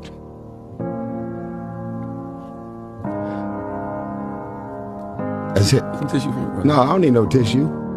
Black men cry. That's right. I'm not. Let me tell you something right now. I never saw my grandfather cry. I've seen my father try to cry one time when my grandmother died, and I never saw my uncle cry. Y'all can say what y'all want to say. 2 out of those 3 men, very successful. No excuses. For the most part, no excuses. But I've never seen a man cry in front of his woman and the woman stay. If the woman stays after he's cried, she's going to terrorize him. Women aren't built that way. So they can lie to you men. It's a setup. If a woman tells you to open up to her, it's okay to cry, she's setting you up. She's going to terrorize you. She's going to gut you like a fish. Like I know Russell Wilson has cried in front of Sierra. And guess what? She's going to string him up. Mark my words, Sierra is going to string Russell Wilson up. It's only a matter of time.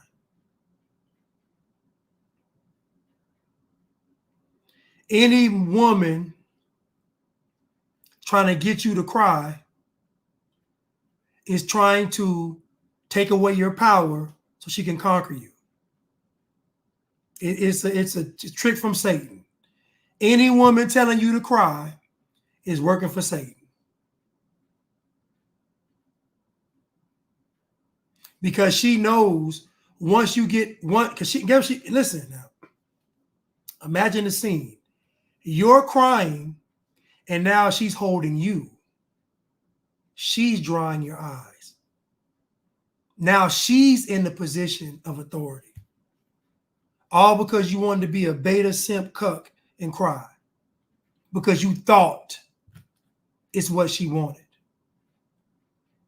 You thought it was cool because Sly Reese did it. You thought it was cool because Tyrese's peanut butter egghead cup did it. Tyrese already sold his soul. Him crying on camera means nothing. If I walk in that studio right now and say, I'm voting for Trump, them tears will dry up quickly. He want to fight. Oh, how fast the mood would change if I walk in the studio and say, Trump 2024. The whole mood of the studio would change.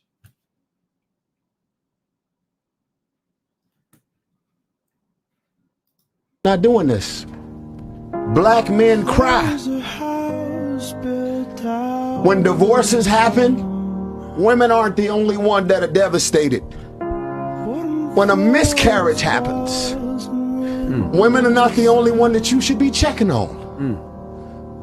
When you can't put food on the table because your career goes up and then it goes down, stop calling, skipping over the man, and just checking on the woman. The only time you're going to see a man cry, it got to be something drastic. It got to be something drastic. I've never seen, listen, fellas, I don't care what these women tell y'all.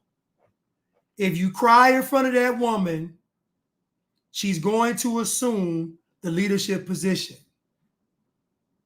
The only reason she's allowing you to remain the leader is because you don't function and operate like regular human beings. You are something special. She tell her girlfriends, girl, cry. Girl, he don't cry. Girl, he barely laughs. Girl, he don't play around. Girl, he's so serious. I love him, girl. But you cry in front of that woman, girl, this man, he done broke down, girl. He's still crying. Look at him. He's so pitiful. I'm telling y'all. I'm telling y'all. I'm just fellas, I'm telling y'all, I tell y'all oftentimes, don't listen to these women, don't listen to them. You crying in front of your woman, she's automatically gonna think she over you. It's just a natural. She ain't gonna want to do it. It's just a natural occurrence. You're gonna be like this and just flip like that. Girl, look at him. He crying in the corner. Look at him, girl. Gotta get him a blanket, fix him something to eat. Girl, he's so pathetic, girl. Oh. I'm just telling y'all, don't do it. I don't care if you want to cry. Go out in the field somewhere and cry out. Go to a valley or a cave somewhere and cry out. I ain't saying you can't cry, fellas. Don't cry in front of that woman. Hop in the car, drive, cry in the car. Cry in the car like Red when Debo took his chain. My bad, his bike. Oh no, was it his chain? No, he got knocked out for the bike. Cry like Red did when Debo took his chain. Go cry in the car. Even Red didn't want to cry in front of Debo and Craig and all them. He even ran to the car. Because there's something about a man maintaining that fortress. And I ain't saying you can't cry. I'm telling you to go cry somewhere else. Somebody said, black men have it hard. They can't cry. No, they can't cry. Not with black women. See, listen, the white man, he can cry in front of the white woman. With white women, you can cry. Not black women. Don't do it. I'm telling y'all. You cry in front of a black woman, all she ain't gonna see vulnerability. She gonna see chinks in the armor. And I guarantee when y'all get in an argument, what's the first thing she gonna bring up? Now, the same black woman telling you to be vulnerable, be open, and cry and all that. When y'all get in a fight, what's the first thing she gonna bring up? You think she gonna say, "Ooh, you were so strong when you was crying"? Nah, she ain't gonna say that. She gonna thank you, Neat. She gonna bring it up every single time. Every single time you get out of pocket with her, she gonna bring it up. That's why you were crying. Yeah, girl, trying to get tough now. Girl, look at him trying to get tough. And he was just crying last week. I'm telling you what she gonna do. Yeah, girl, trying to be tough with me. So I'm just letting y'all know. Don't do it. So this stunt that Tyrese pulled, don't fall for it.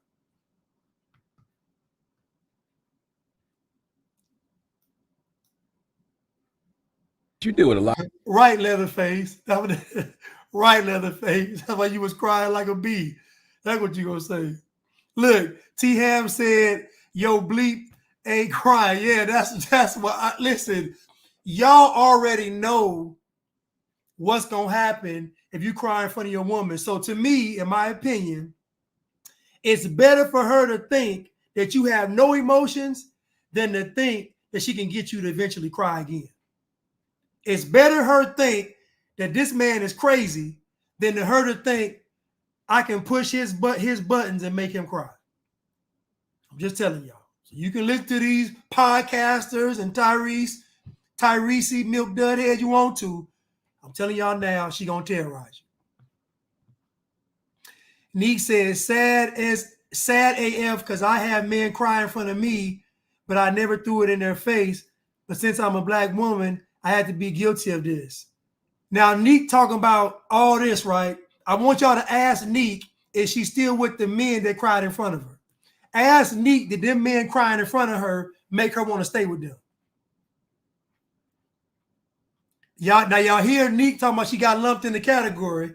She got crab lumped into some categories. Now ask Neek, when the men cried in front of her, how fast till they broke up?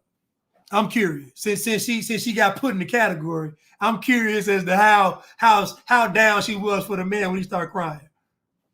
Yeah.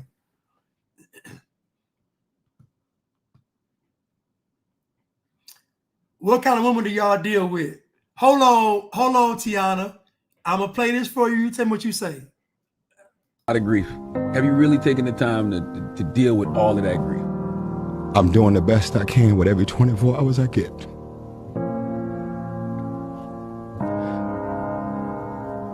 That's it. Some tissue for me, bro. No, I don't need no tissue. Black men cry. That's right. I'm not doing this. Black men cry. When divorces happen, women aren't the only one that are devastated. When a miscarriage happens, women are not the only one that you should be checking on. When you can't put food on the table because your career goes up and then it goes down, stop calling, skipping over the man, and just checking on the woman. Now, hold on one second. Tiana, you feeling this? Tiana, you feeling this crying right here? You feeling it, Tiana? Let me know.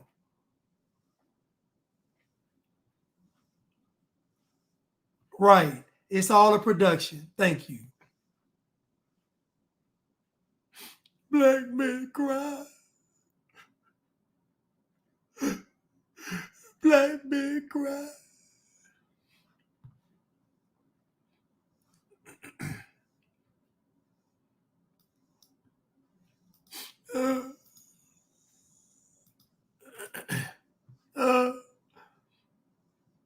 Black men cry.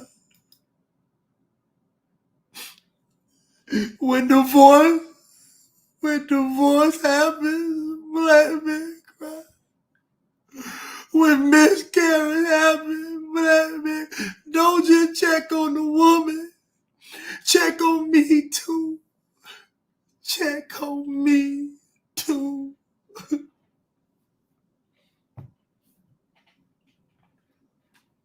Y'all falling for baby boy? Y'all falling for baby boy? Y'all falling for baby boy?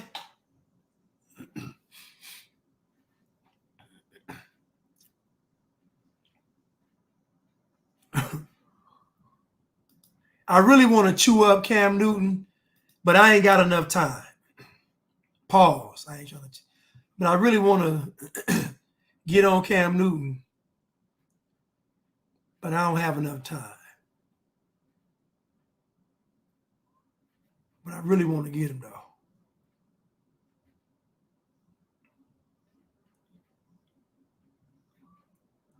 Matter of fact, let me get. Hold on. Let me just get on Cam Newton. I'll get on it. Let me get just real quick. Then I'm gonna continue next time. I'm gonna continue on him next time. Hold on.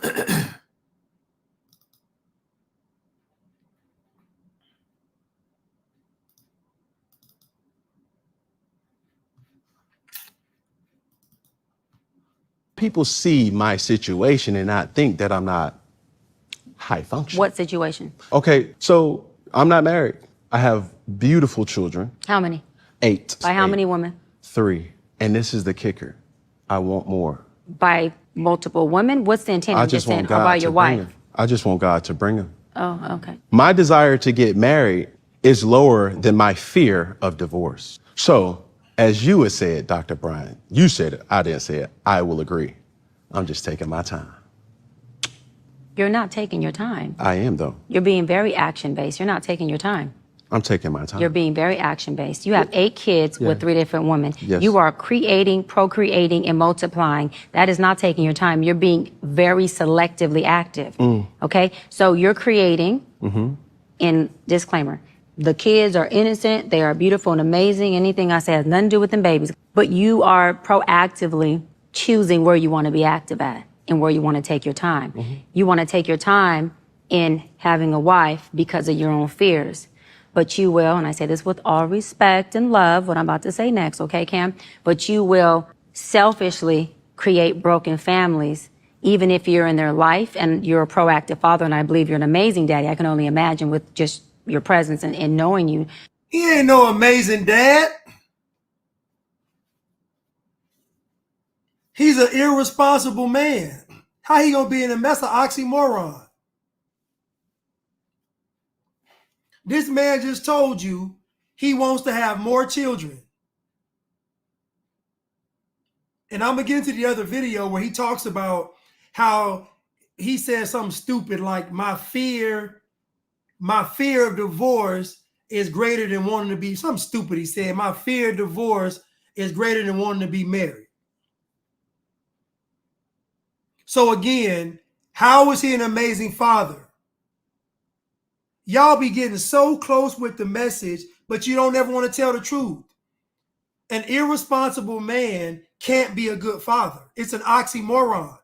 You have 8 children with 3 different women, and now you want to have some more children with other women. It's reckless. You can't be a father to 3 households.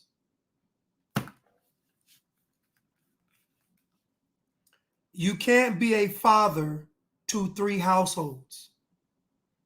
I don't care how much money you have. You cannot be a father in 3 separate households. You can't.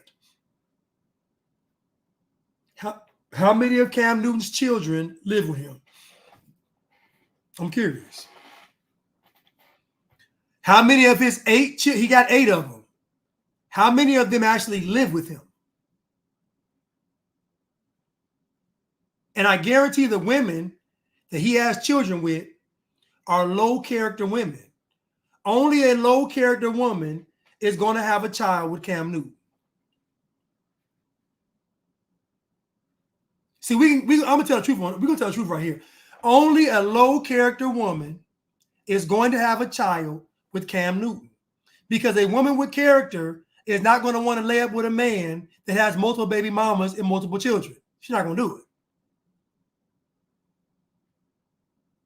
So the fact that a woman saw Cam Newton appealing enough to be the 3rd baby mama, and I know who she is, she's a comedian. Y'all probably know her too, out of Miami.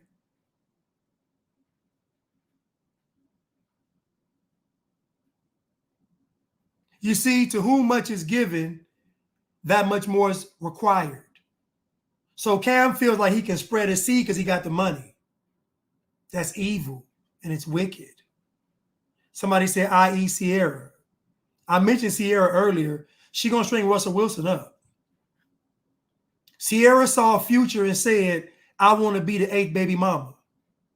She's not a good woman. And you know I know she's not a good woman? Because Sierra never came out and said how she went from being a low character woman, a Jezebel, to being a God-fearing woman. What steps did she take? How many nights was she at home alone in that word? She didn't give you that step-by-step process. Go look up the time from when she broke up with Future to when she got Russell Wilson. It wasn't enough time in between for her to become a good woman. If you become the 8th baby mama of a rapper, you starting back at ground zero. It might take you 20 years to be a good woman, at least. If you look at Future and 7 baby mamas and say, I want that level of irresponsibility and decadence can't be cured in a year. I'm sorry. Sierra is going to string up Russell Wilson. Cam Newton ain't married. You know good and well Cam Newton ain't married. You cannot be a father to multiple households. You just can't do it. I'm sorry. I hate to burst your bubble. So to me, best case scenario would be he's in the house with 8 children. Then I'll know it's real. Because if I'm rich, I want my children with me. If I'm rich. If I'm worth hundreds of millions, I want my children with me.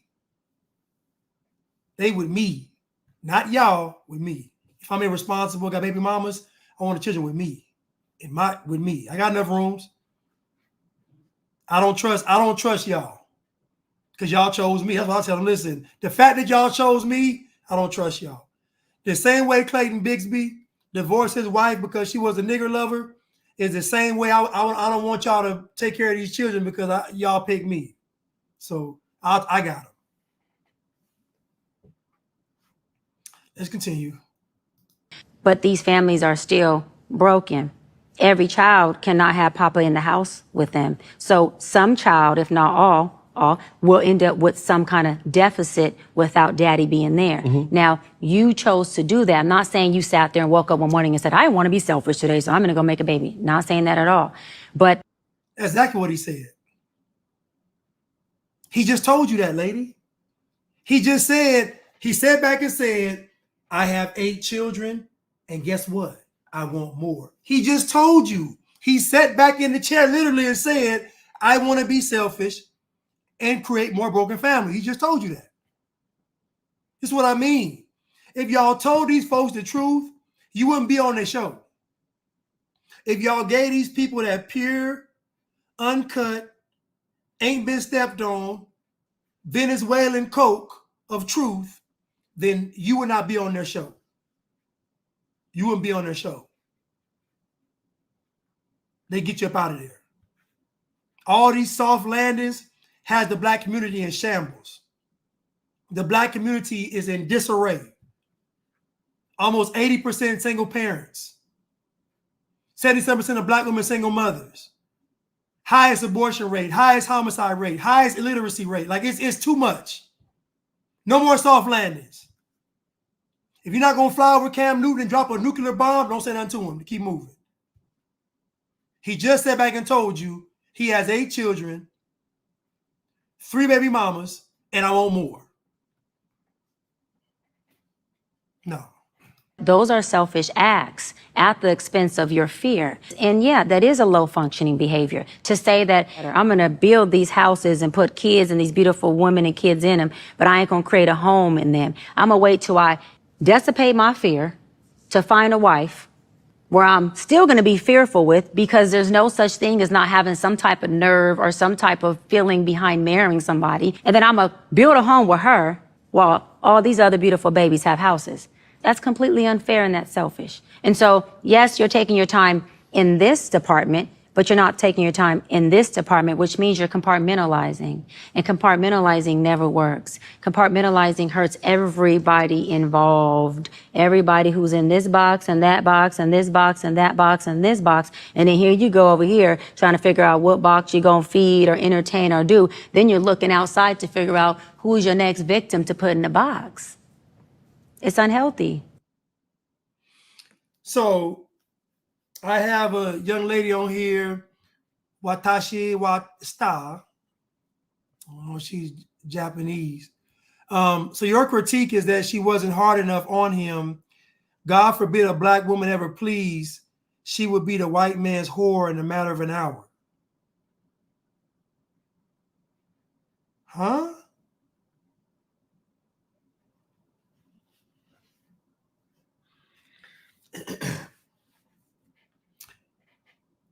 I'm gonna read that again because maybe y'all can understand what she's saying. So your critique is that she wasn't hard enough on him. God forbid a black woman ever please. She would be the white man's whore in a matter of an hour.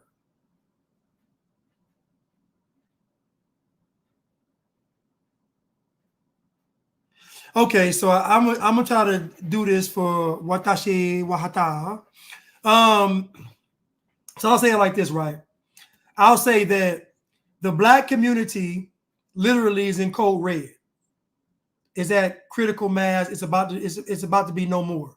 The black community is in code. So imagine we're on a, I don't know, aircraft carrier, I don't know, submarine, something that's a military base, and there's a red light going on and sirens going off because the enemy is coming. We're about to get attacked. So you don't really have time to say, okay, guys, come together. Let's line up. Let's get our gear on. No, it's code red. The black community is in shambles. Now, I know you feel good about being in bathing suits and doing photo shoots, but that ain't real life for the black community. The black community is a lot of pain, a lot of suffering that's self-inflicted. Most black children cannot read or write or do math on grade level. Most black women are baby mothers. Black women lead the nation in abortion. Black men lead the nation in homicide and excuses. Almost 80% of black households are single parents. The black church, ruined. Democratic Party, demonic. So everything that black folks are participating in is death, destruction, and damnation. So please forgive me if I feel like she's giving Cam Newton, a grown man, some soft landings. It's funny to me about Cam Newton is that he was so tough on the football field, but when it comes in real life, he wants to sit back and make more babies. How convenient. So forgive me if I say that she's too soft on Cam Newton, because she is. Tell him the truth. You are disgraceful. You are selfish. You can't be a father in multiple households.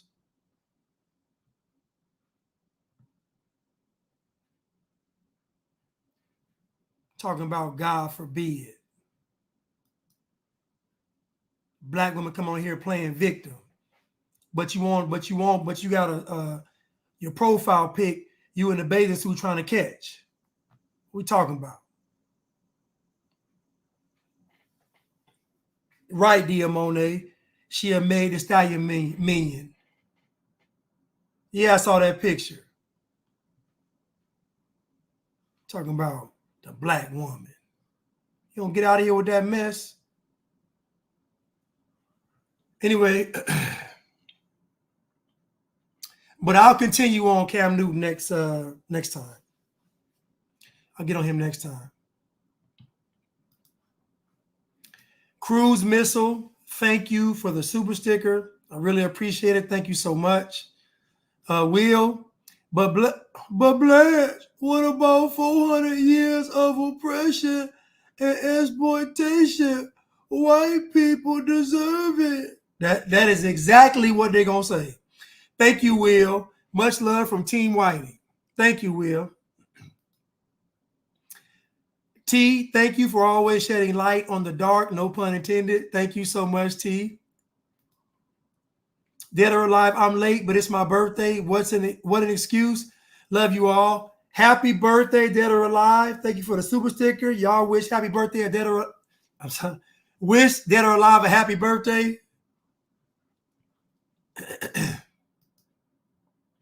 And Mano 1135.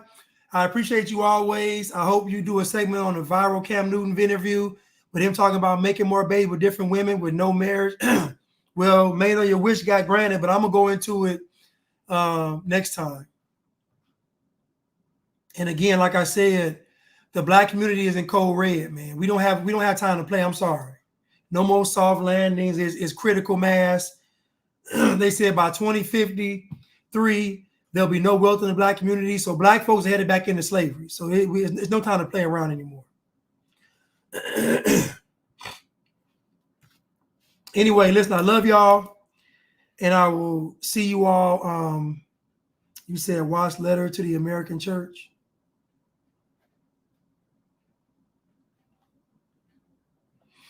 All right, I love y'all. And I will see you all Thursday. All right, love y'all. Thank you. Uh-oh, hold on. Uh-oh.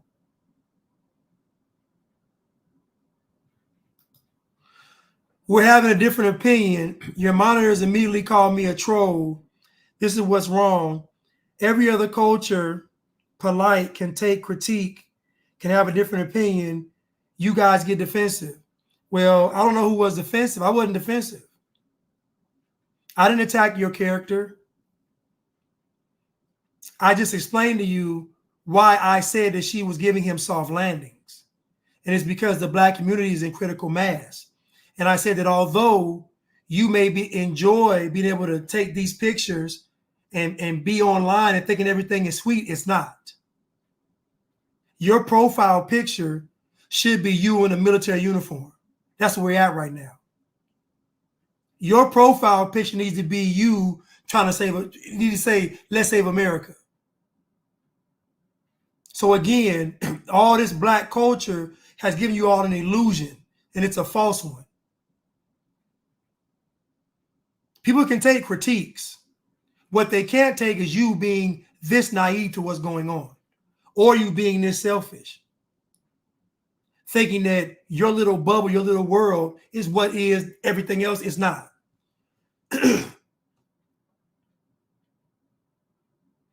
Your world's going to come crashing down. So I'm pretty sure you're probably pro-Kamala, probably pro-Democrat, probably pro-Black girl magic and all that. But I'm telling you now, that world is going to come crumbling down. And Black people are going to get the worst of it because they don't have anything to fight against it. There's no family structure to go against it. There's no community to go against it. There's nothing to go against it. The Black community is in shambles.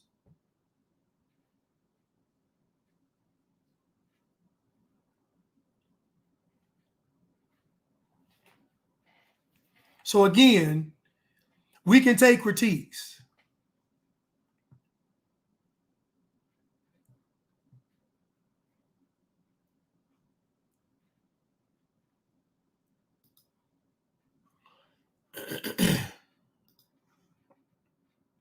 Another thing is, I don't live in a ghetto. I live in the suburbs of San Francisco. I live literally down the street from the Golden Gate. I know where you live at. I know exactly where you are in San Francisco. So you being in San Francisco lets me know that you lean towards liberal and democratic ideology. It is you being in San Francisco, which is the hub for liberal decadence, lets me know that you lean towards liberal and democratic ideologies. Everything around you is decadence and destruction and damnation in San Francisco. So we can agree that most of your friends and family support Kamala Harris. We can agree with that.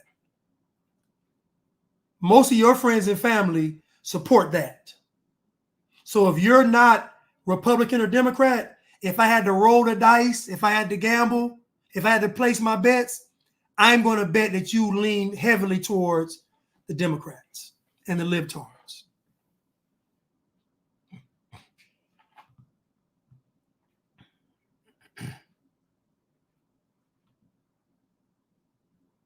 So I already know, based on where you live, you a liberal.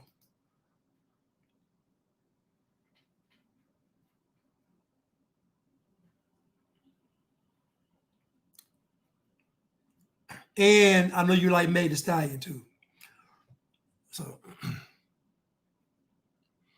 well, she said the location because that's what liberals do. It's a liberal. It's just a liberal. It's just, you know. But anyway, y'all, I love y'all. And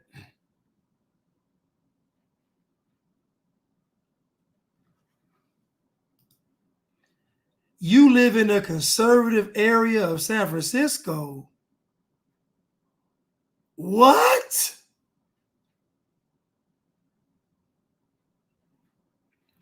This girl just said she lives in the conservative part of San Francisco. Do you know how insane that sounds? I live in the conservative part of North Korea. I live in. Are you insane?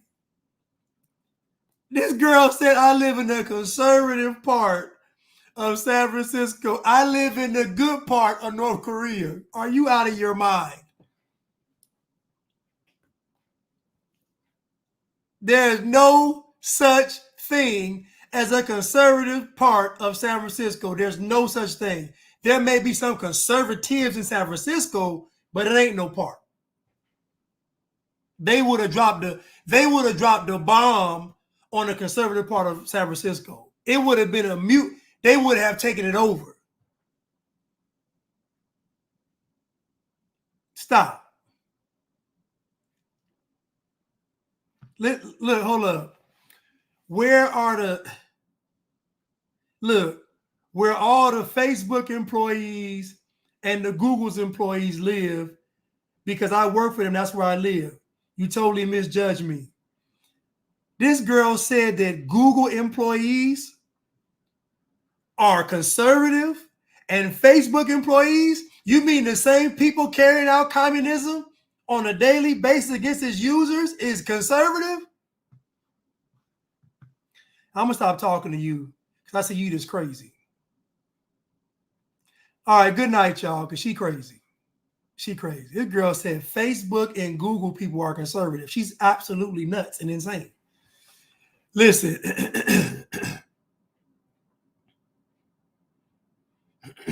Right. It's crazy. Thank you, Mr. Milton. Google and Facebook employees on the top of the food chain. They're the gatekeepers for all of this content. They either say this or this. They're conservative? Yeah, right.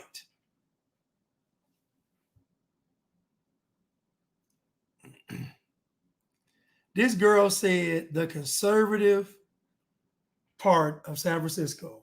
On that note, you all, good night. Thank you, Angel Wings. And Angel Wings was proved right. I told y'all she was trolling. Thank you, Angel Wings. And Angel Wings was right. Now, I sit here I was about to defend you for not being a troll, and Angel Wings was 100% correct. You were a troll. You got to be. Anyway, I love y'all, and I will see you all soon, Thursday. Thank y'all. Good night. Thank you, Angel Wings, for moderating. Thank you so much.